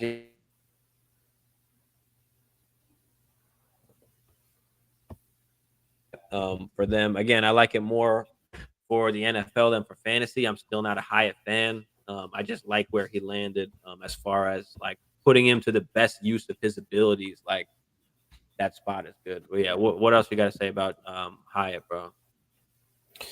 Yeah, I mean, is Daniel Jones going to throw more than fucking 15 touchdown passes? Like, we did see Daniel Jones pick up the pace a little bit later in the season. So I think opportunity also goes to what you're talking about. So is he going to have some opportunities with Slayton, with Isaiah Hodgins, with the rest of that pass catching? They did bring in Darren Waller, which is interesting. I mean, he gets hurt all the time, but so he should have some opportunity to come right in and and be able to make an impact on the Giants. Is he going to be fantasy relevant?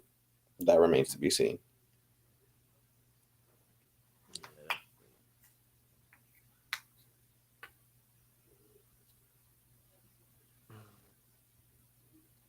Jacob says, isn't the knock on Miller? He isn't a great pass catcher. I mean, he's not a great pass catcher, but he don't have to be. He's capable of catching passes. Like, that's the thing.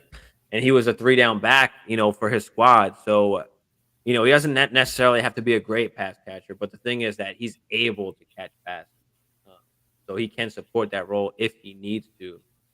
And also, I think one of the things about running backs, especially in the NFL, you can become a better pass catcher, right? Leonard Fournette wasn't a great pass catcher early in his tenure, especially with Jacksonville. So, and then he became a really good one, obviously with Tom Brady, a much better one. So I think being a good pass catcher, you can evolve as an NFL running back. What do you think? Yeah, no, I mean, absolutely. Or, I mean, not necessarily even like evolve. Sometimes we just don't know. It's just not part of the offense. Like that TCU offense, like that just wasn't part of their offense, dumping it off in the backfield to their running back. So, I think he's a capable pass catcher. He's not a great pass catcher by any means, but a lot of times, like we think guys can't catch, but that's not necessarily the case. They just don't have the opportunity to, or that's just not their role in the offense. So, I think that if he had to, that of course he can support that 3-down role, which he was doing for his squad. So, Wooler might be the best wide receiver on that team. On the Giants, yeah, I can agree with that. But the guy could just never stay healthy. He's a little bit. He's older now. His target share has decreased each of the past 3 years. His production has decreased over the past 3 years. Like every year, it's getting worse and worse and worse. So even though I do like the talent of Wooler, he's a guy that just hasn't been able to stay healthy. And I'm fine with coming off of him or taking advantage of somebody that likes him. He can rejuvenate himself. I have to say that, but it's just, do you want to take that chance? And at the value at somebody might value him as, like, I'm okay with just coming off. Yeah. What do you think about Waller, Hammer? I'm not crazy about it. I think it's a position of need for them. Somebody that Waller is an amazing talent, but he hasn't been able to put it together consistently enough for us to have faith that he's going to be out there for 15, 16, all 17 games. You know what I mean? So that's really the biggest issue with Waller. And now he's a little bit older with the mileage on his body. I like the pickup for the Giants, but I don't know if I could trust him or count on him to be out there to give me the production I need on a week-to-week basis.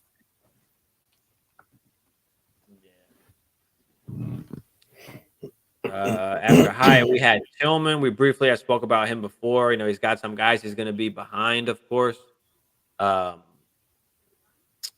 What's going to happen with Amari Cooper in the future? Donovan Peoples-Jones has got 1 year left on the contract, so he could be gone after that. So that leaves Tillman an opportunity to grow with Deshaun Watson. I still like Elijah Moore better. And, of course, we can't forget about Amari Cooper. So I like Tillman, but he's more of a probably early-ish third-round pick for me in rookie drafts. There's just a lot of other guys I'd rather just take for him. But, what do you think about Tillman in the Browns? Yeah, I mean, I think it's a good pick for them. I don't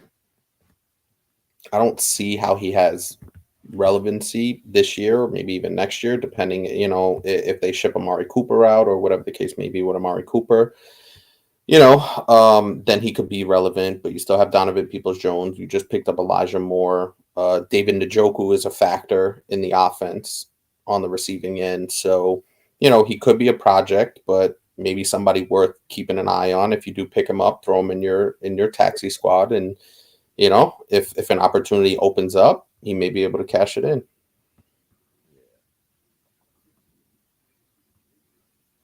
How do you feel about the route tree? Who are we talking about? Who's route tree?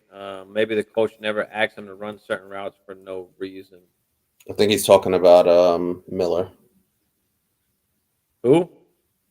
Miller, the running back. Yeah. Yeah, I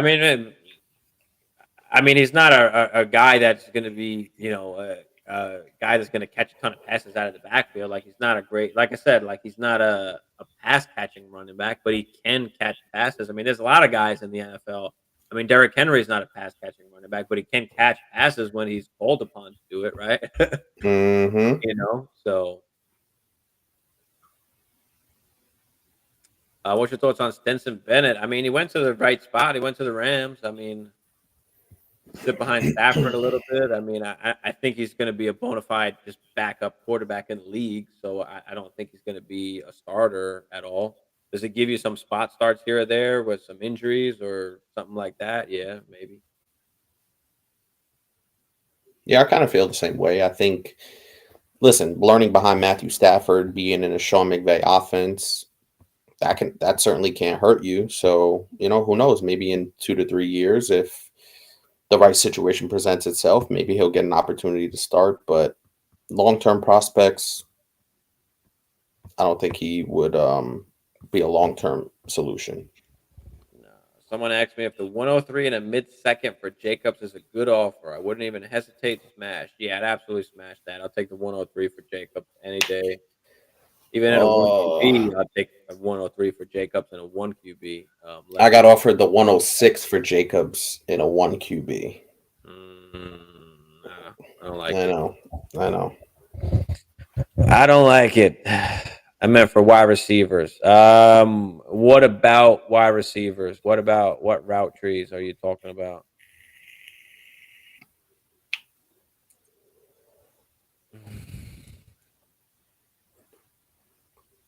I think Tillman was a waste of a pick for the Browns. He's basically Peoples-Jones all over again. I can see that. He'll do nothing in fantasy for us. Yeah, that's why I'm not willing to take a chance on him in the second. Like I'll take him in the third as a dart throw, but I'm not taking him in the second at all. Derek, you know what's crazy about that? As I'm reading the breakdowns for a lot of these guys, because I'm not familiar with a ton of these guys, ESPN's breakdown was Donovan Peoples-Jones. That was the comp, which is crazy. They say dude has limited route trees, but maybe they just weren't asked.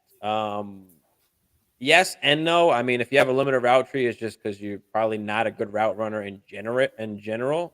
So they only ask you to do certain things, like Jalen Hyatt, for instance. But I will say that you can learn to be a better route runner. Or, you know, some of that can be like we were saying before, like where Quentin Johnson, he has a chance to learn behind somebody. He's not forced to go out there right away. He's not going to be double teamed right away. He has a chance to actually learn and get better and develop, because Quentin Johnson is one of those guys that does have a limited route tree, right? He's not great at you know, running a bunch of different routes. But we said the same thing about DK when he came into the league, and now look what DK has done. So he's a beast. You know, it is something that you can get better on. But typically, if you have a limited route tree, you're just not that great of a route runner, or they weren't asked you to do that. They weren't asking you to do certain things because it's probably not your strong suit or your strength. So it's rough with, I guess, when you talk about limited route trees, because for certain guys like Jalen Hyatt, like he's just not a good route runner at all. So he just has a limited route tree. They only ask him to run basically comebacks and 9 routes because that's what he was just best at doing, and of course that best fits the offense as well. So it does come hand in hand. You know, you can correlate the two, but yeah, I totally agree. And I think with a lot of these guys, as you said, I think DK is a really good example of a guy that maybe people consider limited as far as route running, but then got better. Like, we forget these guys are not finished products. You know what I mean? So I think with the right offense, with the right quarterback, with the right coaching, with the right, you know, with the right organization, a lot of these guys can grow and become better. But also, as you said, like Henry Ruggs, similar thing where he was just a straight go route guy. You know what I mean? That's what he did. So there's a lot of factors that go into it. But I do think these guys, especially the top 5, 6 guys, definitely have an opportunity with NFL coaching, with NFL, you know, everything that comes with it, to be able to grow, you know, learning under these really good quarterbacks. So that's also something to take into account as well. Yeah, I mean, DK was a physical specimen. Like Hyatt is not that. Like he doesn't have the upside or the athleticism of a guy like DK. So it depends. It's different with every guy. It's rough. And then on top of that, we look at a lot of things with these rookie wide receivers, right? What was their production in college, right? When did they break out in college? Was it when they were 18, 19, or was it not until they were 22, 23, right? Are they coming out after their third year, or are they coming out after their fourth year or fifth year of college, right? So we look at all of these things, and it's all correlation. So if you're not a great route runner, you're probably not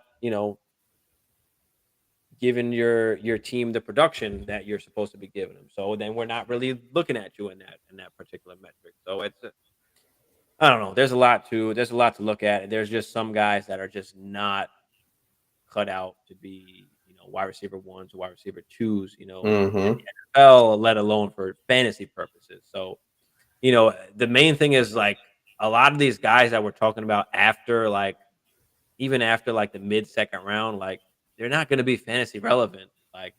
That's just the fact of it. Some of these guys, a lot of these guys are just not going to turn out. There's not a ton of talent out there. So, yeah. A lot of these guys are just not going to do well. They're going to bust. The spots like the Rashid Rice to the Chiefs, we can't push him up the board for that. He's just not a great prospect. So,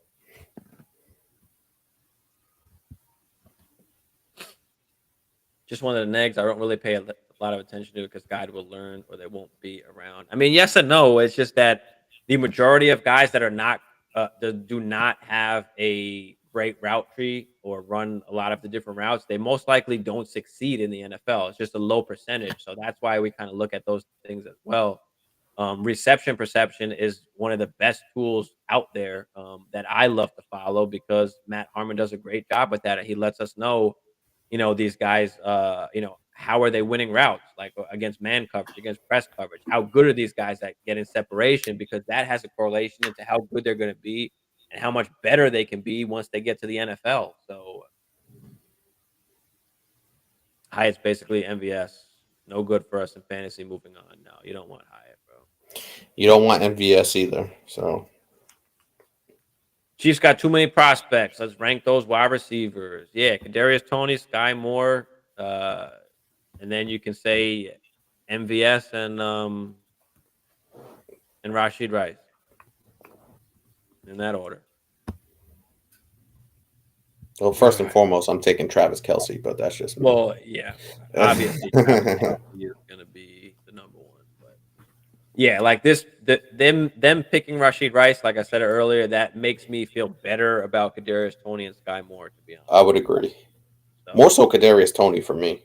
Yeah, I like Moore over Toney. That's fair. I think if you take out the Toney and the injury aspect, I think you can say Toney over Moore, especially how they want to use him probably in that offense. But I've been on Moore since day one. Even last year, I'm telling people just hold them, just trust me, it's coming, it's coming.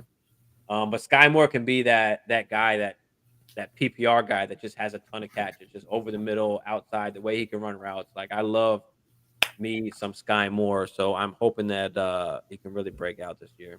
But there's going to be opportunity because there's no clear cut number one wide receiver. So and as we saw with the departure of Tyreek Hill, if you got the hot hand and you have Patrick Mahomes' trust, he's going to give you the ball.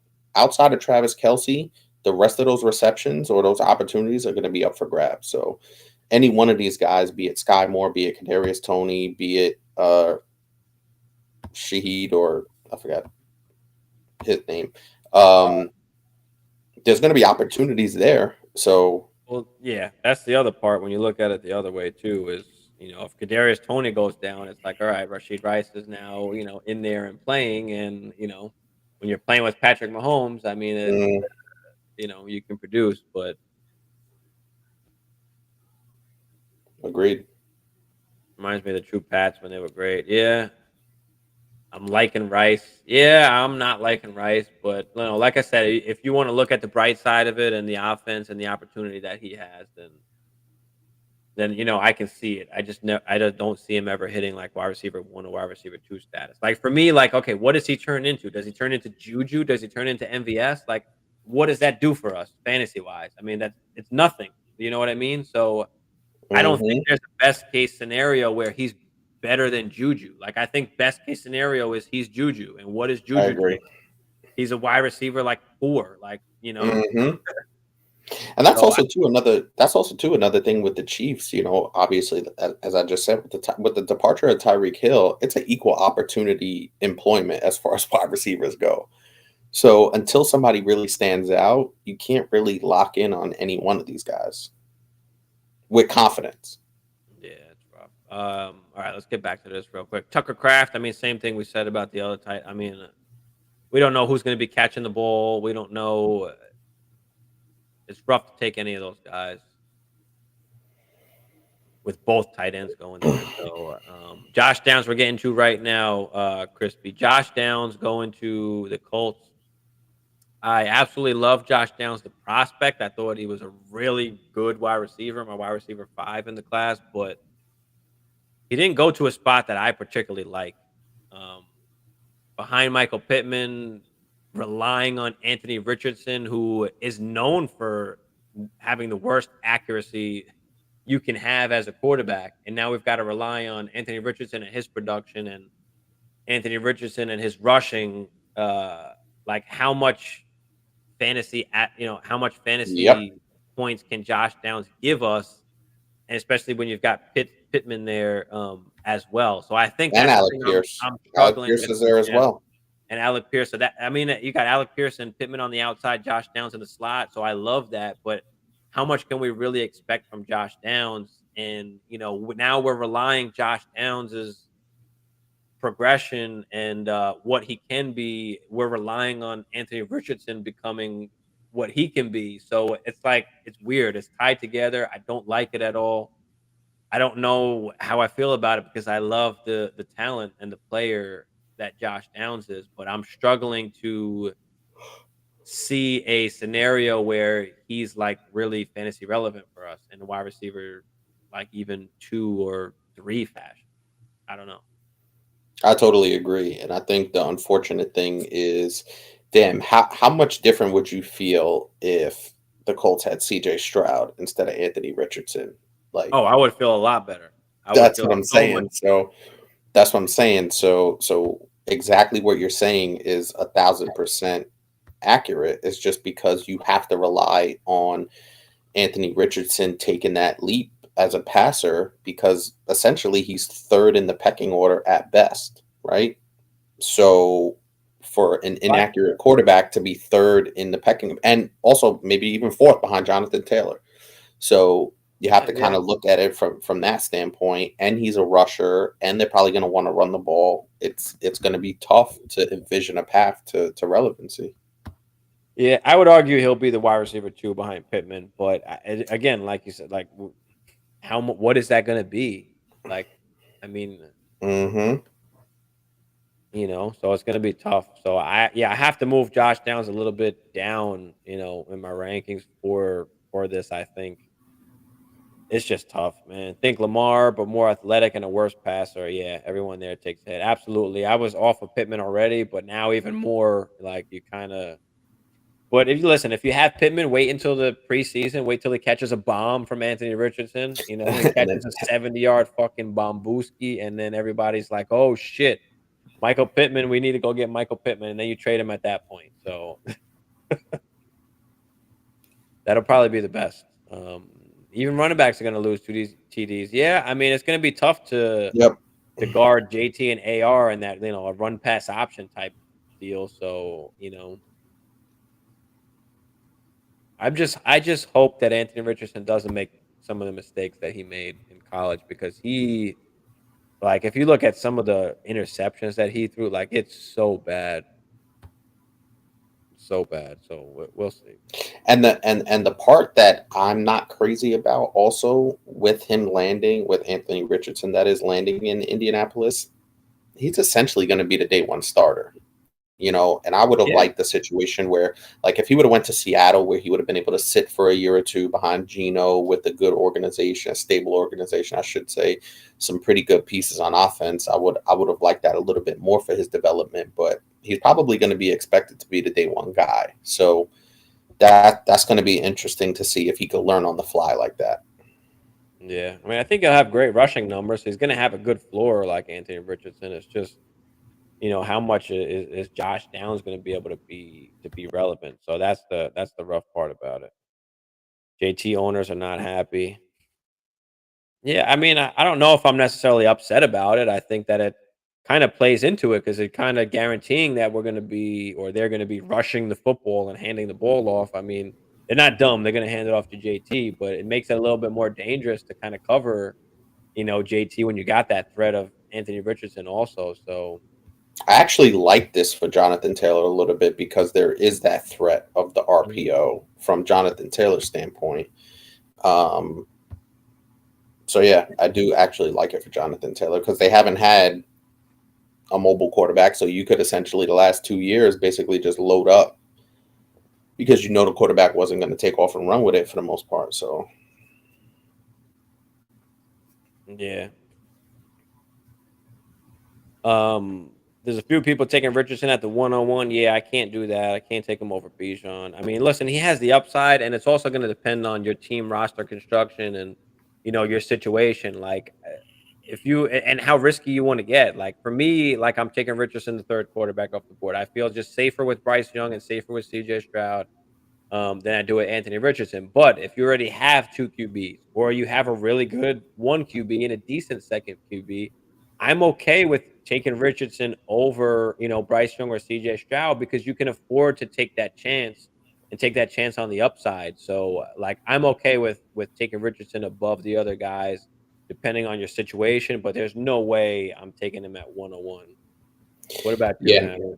no, absolutely not. I'm taking Bryce Young or CJ Stroud because I know, especially even if he's your QB3 in a super flex, I'm still taking Stroud or Young because I know I'm going to be able to utilize those guys. If an injury happens, whatever, maybe my second guy is a guy that fizzles out a little bit, then I got my replacement right there. So I'm not taking a Rich with the 101. No chance.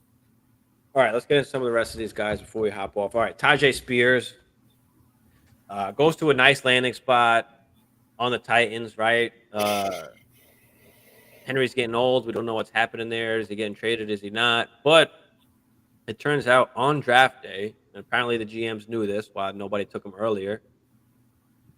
Ian Rappaport reports that at the combine, it was reported that Tajay Spears had two ACL problems, two ACLs, not just one that we knew about in college. So he tore two of them, both knees. And in one of them, there's no cartilage whatsoever. And he also has arthritis. And he says that it can possibly be just a one contract running back, which is Todd Gurley, basically. This is Todd Gurley. But not nearly as good and talented as Todd Gurley. So, yeah, I'm totally out on Spears. I'm not touching him at all. Just let somebody else draft him. It's not going to touch him. It's unfortunate, but listen, that would have been a good. That would have that if his health situation was different, you would like that. Yeah, no, definitely. If his health situation was different, you'd love that. I mean, it's a good spot. Definitely a good spot. I pretty much have to take Stroud because I have Mills. Yeah, I mean, do what you got to do, bro. Do what you got to do. Do what you got to do. Any news on Tucker? Yeah, Tucker went to the Buccaneers. So undrafted, they wound up taking him afterwards. So he went to the Buccaneers, which is a good. They only got Rashard White there. So as long as Tucker can stay healthy, get a clean bill of health, I mean, he can find himself a role there, on that offense because we thought Tucker was possibly a second round pick, third round pick, before all the injuries and the negative that came out about him. So. A-Chain, I mean, we spoke about A-Chain, great landing spot. Can he ever be the third round guy? You can look at this both ways. How many touches is he going to get? What is his ceiling? Or you can look at it kind of the other way and say, you got two older guys over there. Is he going to be the future? Is he going to take down a larger role? I'm on the other side of it. So I don't think he'll ever be a RB1, but Yeah, that's kind of all I got to say about A-Chain, and I'm comfortable taking him, early second round of Superflex drafts.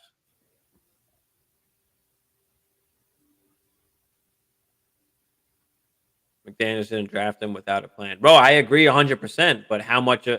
How much is the plan? I mean, he can do a lot of things probably with Devin A-Chain, but is it just that 10 to 12 touches, and is that going to be enough to to launch him into like an RB1 territory? Because if he's just an RB2, I mean, there's plenty of RB2s out there. So that's my worry, is that if he's just another RB2, he is a smaller back as well. So I expect him to be the guy, the pass catching guy. But if Wilson and Mostert both stay healthy, I don't know. It's going to be If they tough. don't, then yeah, he can be vaulted up. Absolutely. The problem, I think, mainly with Devin A-Chain, especially in startups, is going to be that his ADP is going to skyrocket so high that he's going to be like undraftable, where you're going to have to take, you know.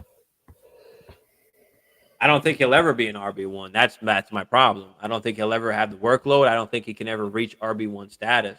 I think absolute best case scenario, he is a high end RB2. Now, best case scenario. Something that is interesting is that Jeff Wilson and who's the other running back they have in Miami?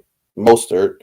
Those are veteran guys that are getting a little bit older, and they're on shorter term deals. So if you want to spin it, that way, you can look at it from that perspective. But I think it'll be tough, considering he is a third round pick. Yeah, he didn't get the draft capital he won. It's still good draft capital, but not not first or second. But yeah, I mean, you could spin it. You could spin it any way you want. Injuries, older veteran running backs that are on shorter term deals. He is a third round pick, so there's a way to spin it either way. Yeah, Tucker has a chance to eat into Chase Edmonds' carries, but not Rashard White at all. He's safe. I know you love Rashard White, Jamie. I don't know what they're gonna do over there. We shall see. Tank Bigsby.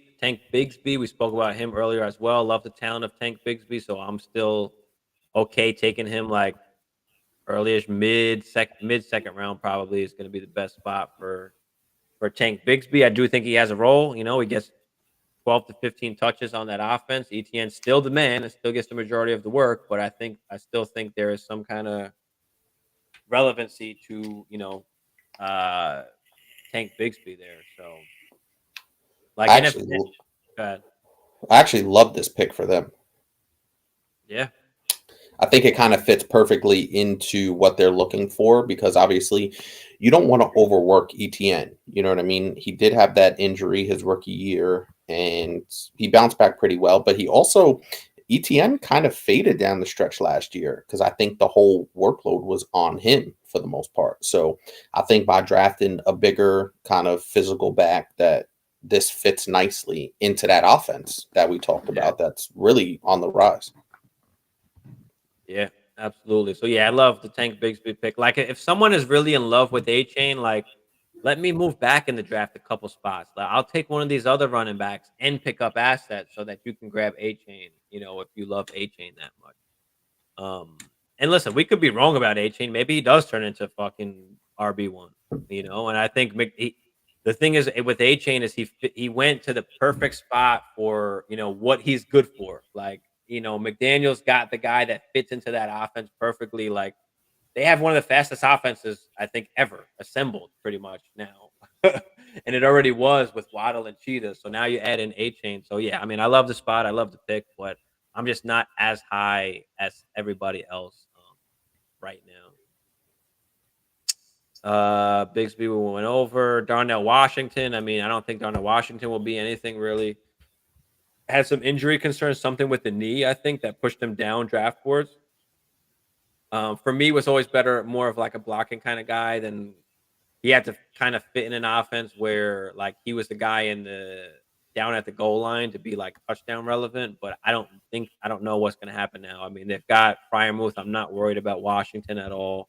So you can kind of push him down your draft boards. I wouldn't even draft him, I don't think, at all.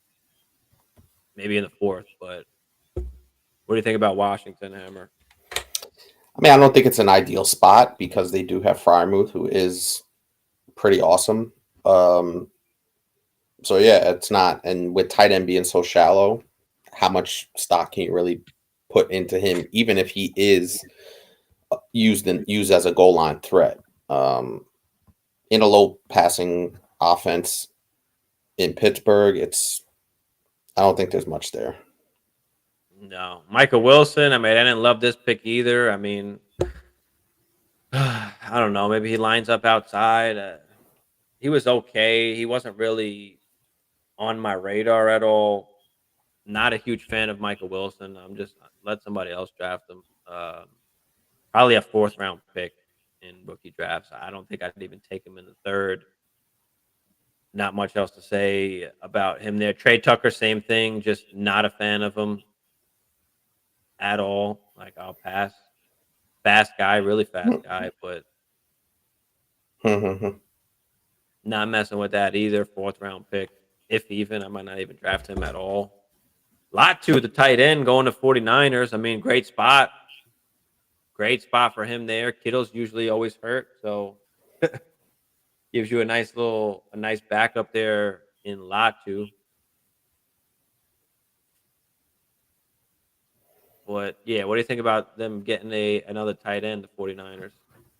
Can't hurt. I'll be interested to see what their quarterback situation shakes out to be. But as long as you got Kittle there, the other tight end opposite Kittle, now he does get hurt, obviously, like you said, but you can't imagine with all those other weapons, McCaffrey, Debo, who's your other guy there?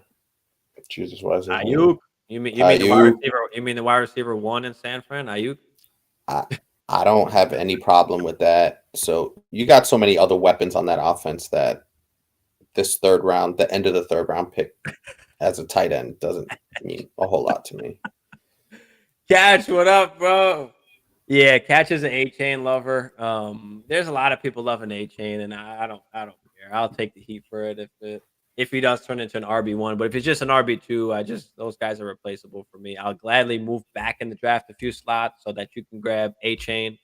But yeah, how do I feel about Rice? Oh, you missed it. Yeah, I hate Rice. I don't know if you like Rice or not, but I didn't like the pick at all.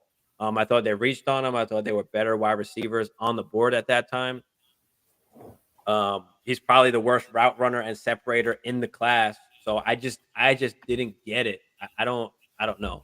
And the other part of Rice is like, what is he going to be? Best case scenario, is he going to be Juju? Because I don't care. I don't want him if he's Juju. Is he going to be MVS? Like, his ceiling for me is like maybe Juju. Like, that's like praying. Like, and Juju is just not enough for me to be excited about. So yeah, I don't like the Rice pick at all. I'm not taking him in the 2nd round of rookie drafts, super flex. I'm not. I like Jaden Reed better. I like Mingo better. I like I like Jalen Reed better. I'll even take Downs before him, and I hate Downs' spot, really. I love the prospect, but I hate where he wound up landing. I'll take Mims before Rice. I don't know if I'll take Tillman before Rice. That's a close one. But yeah, I don't love the Rice pick. Do you like the Rice pick, John? I'm not sure if I know if you like Rice or not. I don't remember. But yeah, let me know. Do you like Rice? How do you feel about the pick? Because I don't like it. I don't like the player either. Roshan Johnson. Awesome pick here for the Bears. Love Roshan. I'm taking him like early 2nd. The Bears. So yeah, I mean, I love this spot for him. I mean, it kills all the Herbert truthers, but bro, we've been saying this. I mean, just don't trust these RBs. Situations don't last long. It wasn't long, that everybody's thinking Herbert is going to be the guy. It wasn't long until the draft came and just crushed those dreams almost. So didn't get the draft capital we really wanted, but yeah, what do you think about Roshan Hammer to the Bears there? I'm not in love with it. I do think there will be some opportunity for him. Obviously, Monty's gone. So there should be some opportunity there, but I got to see how much, man. With these running quarterbacks and as much as Justin Fields runs the ball, bro, Justin Fields had over 1,000 rushing yards last year. You know how much that siphons off the running backs? Yeah, I mean, he's a RB2. I mean, that's what I've said. Best case scenario. I mean, I don't expect him to be an RB1. There's another reason why I'm like, okay, like I'll move back some spots. Like I'll take any of those other running backs, even like Roshan, Bigsby, even. Foreman's only on a 1 year. Herbert gone after 2024. Yeah, listen, I'm with you there. I'm with you there. There is a path, and like a lot of most of these guys, you can make the case for whatever way you wanna spice it or whatever side you want to be on. But yeah, you can make the case for it. But yeah, I love Roshan's spot. I like the opportunity that he's got there. Darius Davis, I mean, trash, reach. I don't know why this guy was drafted here. Jake Hayner, okay. I mean, decent. Is he going to take over for Derek Carr after a few years? I mean, yeah, he's decent, but I mean, my hopes are not high for that. Stenson Bennett, we talked about him going to the Rams. I mean, whatever. He's going to be a certified backup. Charlie Jones, another one, trash. I mean, I didn't like Charlie Jones at all, but I mean, who am I? I'm not a scout. Tell us how you really feel. Roshan isn't elite at anything, but doesn't have any glaring flaws to his game. Yeah, I can agree with that. Downs is my guy from just a prospect standpoint. I mean, he's extremely high rated on reception perception. I love the route running. I love Downs. I just don't know what we're going to expect now from Anthony Richardson, a guy who, is one of the worst passing accuracy guys you can find out there. And now we have to rely on his success to get the ball to Josh Downs when you've got Pittman there too. I just don't know. Can Downs be anything more than like a wide receiver 3 at best? Like, I just don't know. Like, we're relying on Anthony Richardson's to do his thing as well. So it's rough. But I think the thing we have to take out of all of these players, wide receivers, running backs, is that we can't expect them to come out and just be fucking awesome that first year. Not everybody is Justin Jefferson. Not everybody is Jamar Chase. That's just not going to happen. And just because that doesn't happen doesn't mean you're a bust and doesn't mean that you're a failure. But think about it like this: how long did it take Devontae Adams to be Devontae Adams? He wasn't like that. How long did it take Devontae Adams to be Devontae Adams? It didn't happen in the first couple of years, right?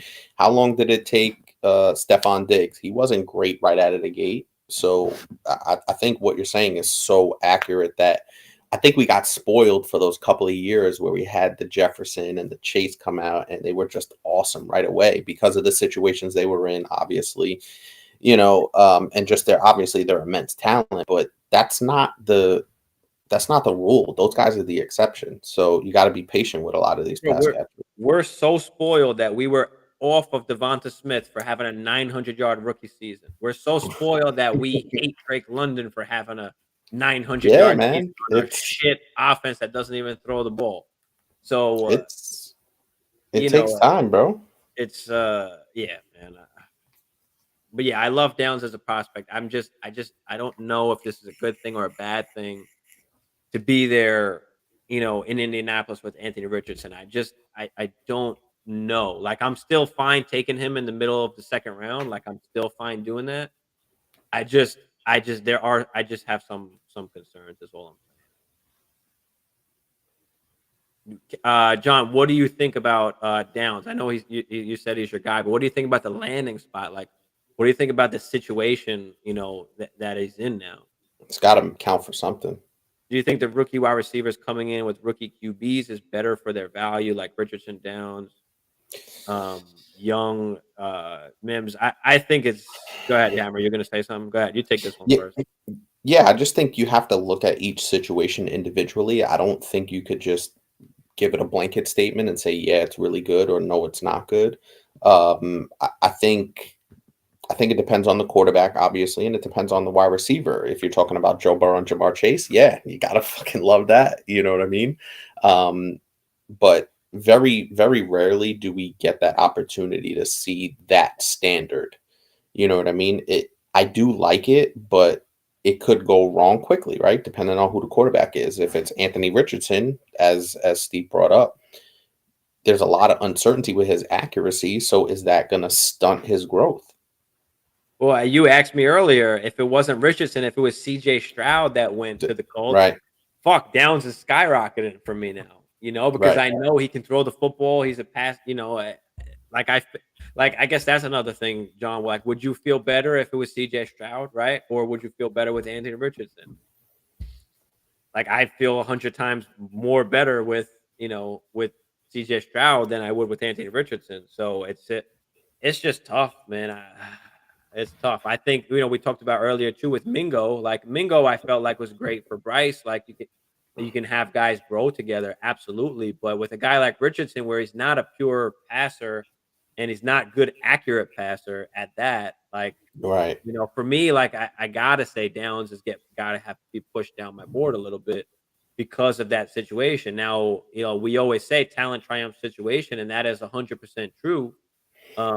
But you've got to at least move him down, a few spots. I'm not totally out on him. Like I said, I'm still good in that, that mid-second, but like I think I've got to take like Jaden Reed over Downs. I think it's real close for me. Yeah, absolutely. I agree, and I do think And Mingo too. too. I think Reed is in a better situation all the way around. You got to factor that in. You know what I mean? Obviously, even though we don't know exactly what Jordan Love will be, we know Jordan Love is going to be out there slinging it. We know he's a passer. So yeah, so I totally agree with you from that standpoint. Starting to see a rise on Downs this offseason. I had Down syndrome. Yeah, I mean, like I said, the prospect, he's good. He's awesome. The guy can run routes. He separates. He's successful. I mean, I just don't know, what his ceiling is with an Anthony Richardson and a Pittman above him. So, yeah, I currently do as well. Mims and Downs, I'm kind of like back and forth on, but I do have Reed and Mingo above him, definitely. All right, let's get back to this quick. Tyler Scott, I mean, trash. Is a deep ball guy. I mean, he's fast, but for fantasy, and I don't mean that they're actually trash in real life. Forgive me if you guys take it that way, but I'm just meaning for fantasy purposes. These guys are actually in the NFL, so they're not actual trash. But Aiden O'Connell, I mean, we don't really care about this, I guess. I mean, I didn't have him ranked at all. I don't know. I'm so upset with this draft. The point is that fair. I like Downs for the long term just because I like him. I'm with you 100%. I'm with you 100%. I think the main thing for me is that a guy like Josh Downs, instead of drafting him in the early second or mid second where you're going to have to draft him, just wait. Just buy him after next year when his value goes down because Anthony Richardson didn't throw him the ball enough. Like, I feel like you can buy him for cheaper in the future. You can buy back into a guy like that, is better than spending what you're going to need to spend now for him. I think that kind of like the biggest thing for me with Downs and like some of these other tight ends as well. If you're not playing in tight end premium, like just wait a year, buy him after. He's going to be so much cheaper, when he's not producing and when people push him down, So I think that's the biggest thing for Downs for me is I'm okay with just waiting until he is good and then buying back in at that point, or waiting till his value is so low, like he doesn't do good this season. I'm okay with buying in at that point. Yeah, what do you think about that, Hammer? Yeah, I'm totally fine with that. But, listen, if you really like a guy and you can get him in the back of the third or the back of the fourth and put him on your taxi, then go for it, especially if you have a team where, you're contending and you want to take a flyer on a guy that you believe in, put him on your taxi squad for a couple of years and then you'll have basically found gold. Yeah. Yep. Or move back, guys. Take advantage of everybody's got the rookie fever right now. So, oh my God, I gotta get this guy, I gotta get that guy. Rashid Rice is on the Chiefs, and we just need to sit back and take it all in and really assess like what's happening and the talent of these guys. Like I know there's some great spots, but the talent of these guys really matters as well. We don't want another fucking CEH problem, right? I mean, even Sky Moore last year, we pushed him up boards. Even I did, because of the spot that he landed in. And, we could have got him later in drafts. We could have bought into him this year for much cheaper, than what you spent on him. So, when you just kind of look at it that way and look at it for, from that point of view, as far as value and what you need to spend, like, you can buy into these guys later on, for cheaper than what you might have to spend right now. So, it all depends. There's a ton of different ways you can do it. Good points. Good points. Yeah. Tyler Scott, his name just doesn't make me want to draft. That's funny. We need a wide receiver named Blaze McDrifter. Yeah, that'd be cool, bro. Reed got to be a top sleeper right now. Yeah, I love Jaden Reed. I was just telling Hammer before, hot take, Jaden Reed is the wide receiver 1 on the Green Bay Packers. You can make that argument. I mean, I think obviously, yeah, we'll see, obviously, but maybe not right away. But yeah, bro, I like Jaden Reed. I like him a lot. You just got to stay healthy. I think that's one of the main things. It's not getting nicked up, staying healthy. How do you feel about Swift going to the Eagles? What to make of a Swift, Penny, and Gainwell now? I don't think Penny's role changes. I think they want him to be the guy that kind of carries the rock most of the time. I think Swift is going to be still that pass catcher, and he's going to get some rushing upside as well behind a beast offense and offensive line. So, I mean, I like Swift still going forward. What do we do after this year? Where's he going to go after this year? Did they re-sign him? I mean, I don't know. So if we're talking about just a 1-year thing, then yeah, I love Swift going to the Eagles. I don't think there's any way you can't like that. But yeah, I like Swift as well. Yeah, I just think that the Eagles have so much to go around in that backfield, and don't forget, Jalen Hurts is a runner. So if he gets 12 to 14 opportunities a game, I'm comfortable with that. And if he's my RB2, so be it. Yeah, can be excited like as RB1. I mean, can he finish as RB1? Yeah, maybe, but don't just fall into okay, Swift is on the Eagles. I mean, the guy can't stay healthy. They're gonna have a role for him, and how good is he gonna be in that role if he's healthy? Like you said, there's other guys there, Swift, Penny, Gainwell.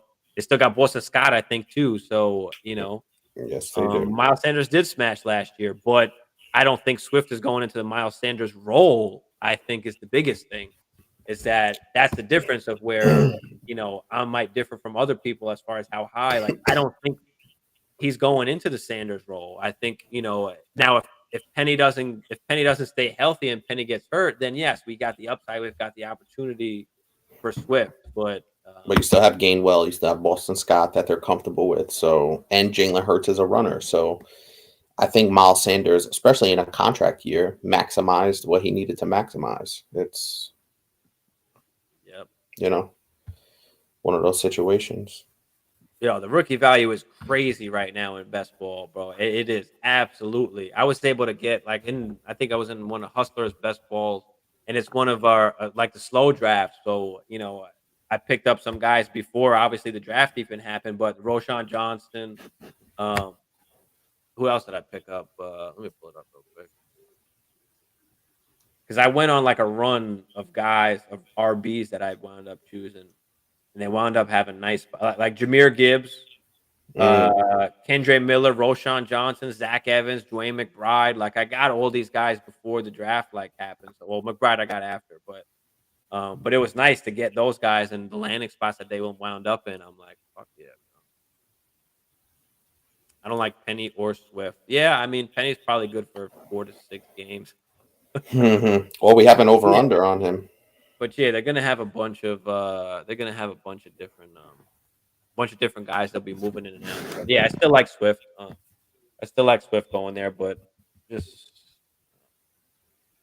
the backfield is crazy. It's a mess. Yeah, it's a mess. But I think Swift is playable. I would like to see how they're going to use him for the first game or two. But I definitely think Swift has some value. Yeah. Clayton Tune, meh.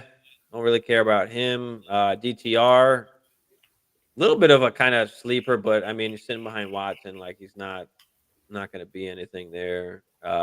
Izzy, I know me and Catch were talking about this earlier. It just sucks he went to the Jets. I mean, if all places has to sit behind Brees now, but still going to get a little bit of work, but really not going to be relevant unless Hall gets hurt. Justin Shorter, I mean, forget about this dude too.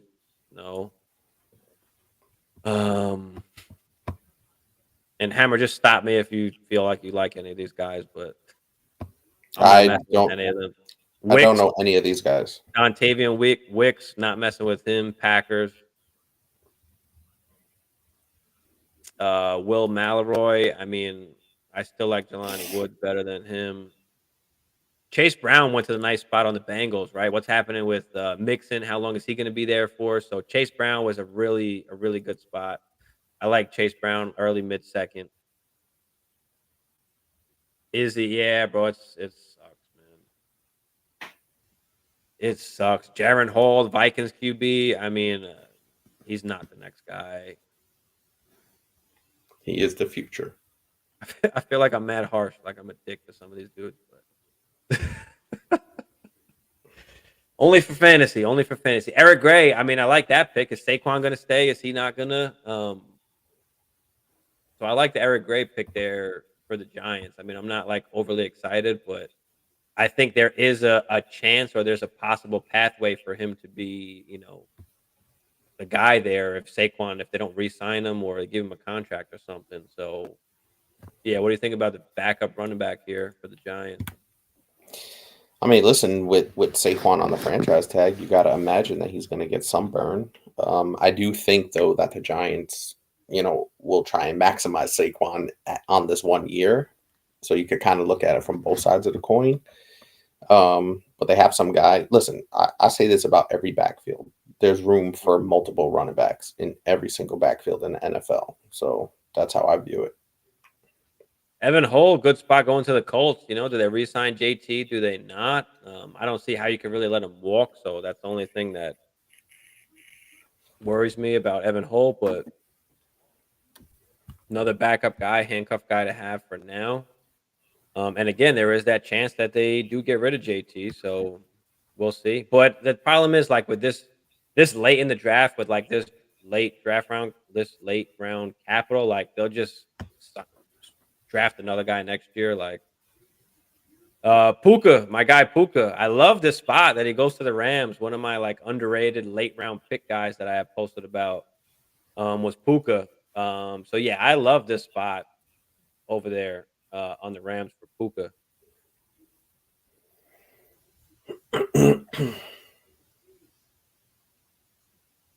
There's not Parker Washington, another one of my sleeper guys. This guy's built more like a fucking running back.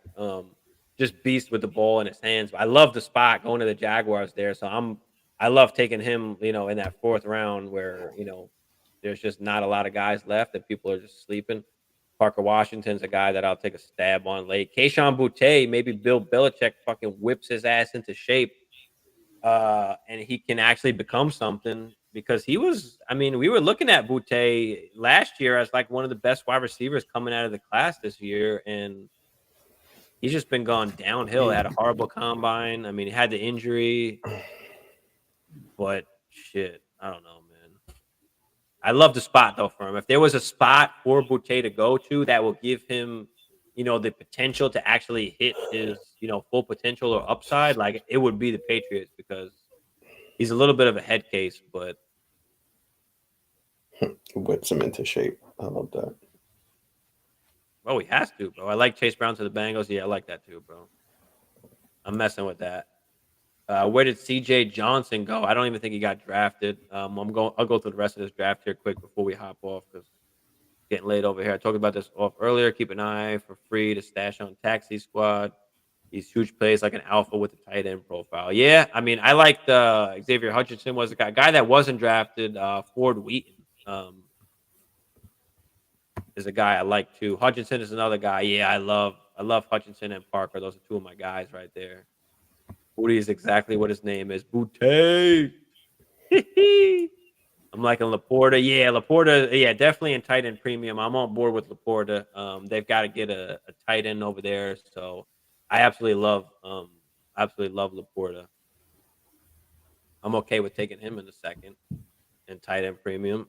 Even not tight end premium, like maybe back end of the second. Tanner McKee, meh, to the Eagles. Trey Palmer, no. Chris Rodriguez to Washington. I mean, man, he's okay. They got some running backs over there, but he could get a little bit of work, especially if some injury gets in there. A.T. Perry going to the Saints actually is a good spot with Olave there. I mean, 6'4", 198. This guy is big. It's like Randy Moss. That's Randy Moss type shit. Yeah, good hands catcher. So yeah, I'm messing with. I like A.T. Perry late there too. Just some guys you could snag like really late, probably the 4th round of your draft there. Elijah Higgins, no, we're not touching him. Xavier Hutchinson, love that pick for the Texans. He could line up all over Xavier Hutchinson. That's one of the things I really like about Hutchinson. And now gets to go work with the young QB. And he doesn't have to be the guy like right away. There's a couple other guys there. So Iosovas goes to the Bengals. That's one of my other sleeper guys. Iosivas or whoever you want to say his name. Just a guy to take a stab on late. I mean, that's pretty much it. I mean, Demario Douglas, no, we're not touching him. Deuce Vaughn, I mean, tiny guy, but he could get some work there for the Cowboys. Did you hear about that story, Hammer? The story was pretty good for Deuce Vaughn. His father is one of the scouts on the Cowboys, so he was able to draft. I did hear about that. He drafted his son, which was a nice little. I did hear about that story actually. there. Zach Evans to the Rams is a little underrated as well. I mean, you only got Akers there, really. So I like the Zach Evans there going to the Rams late. And Zach Kuntz to the Jets. I mean, man, McBride to the Vikings is a huge pick. I love McBride to the Vikings. This is a guy that probably should have went earlier in the draft. The Vikings actually had him as labeled as a starter on their draft board, so they loved getting him here in the 7th. Doesn't get the draft capital, but see what happens with Cook in the future over there. But I like McBride as a late stash. And then Seattle gets Kenny McIntosh as well. Like, what are they doing? Max Dugan. I mean, yeah, these guys, Jalen Brooks, no. Ronnie Bell, man, Dubose. I mean, that's it. That's it pretty much. That's the whole draft. What we kind of think of everybody. Sean Tucker went to the Tampa Bay Bucks. So keep a lookout for Sean Tucker because he did go to the Bucks. He went undrafted. They wound up signing him after. So yeah, keep an eye out for Sean Tucker. You only got Rashard White over there, so Sean Tucker could see himself some work over there. But other than that, I guess we are out of here. We'll stay tuned. I don't know if I'll hop on tomorrow or not. Maybe we'll do a rookie draft. Other than that, Wednesday we'll do our normal Dynasty drafts. Hammer, are you ready to mock like a Dynasty draft now or what, bro? Yeah, we'll see how I'm feeling Wednesday. See how I'm feeling. Jeez. We'll see. Jeez. But all right. Yeah, other than that, we out of here. We'll see y'all on Wednesday. If not Thursday, if not Sunday. We're fucking on all the time, aren't we? It's a beautiful thing.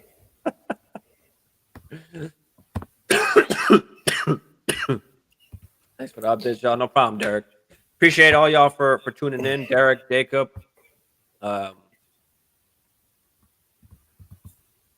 John, buddy.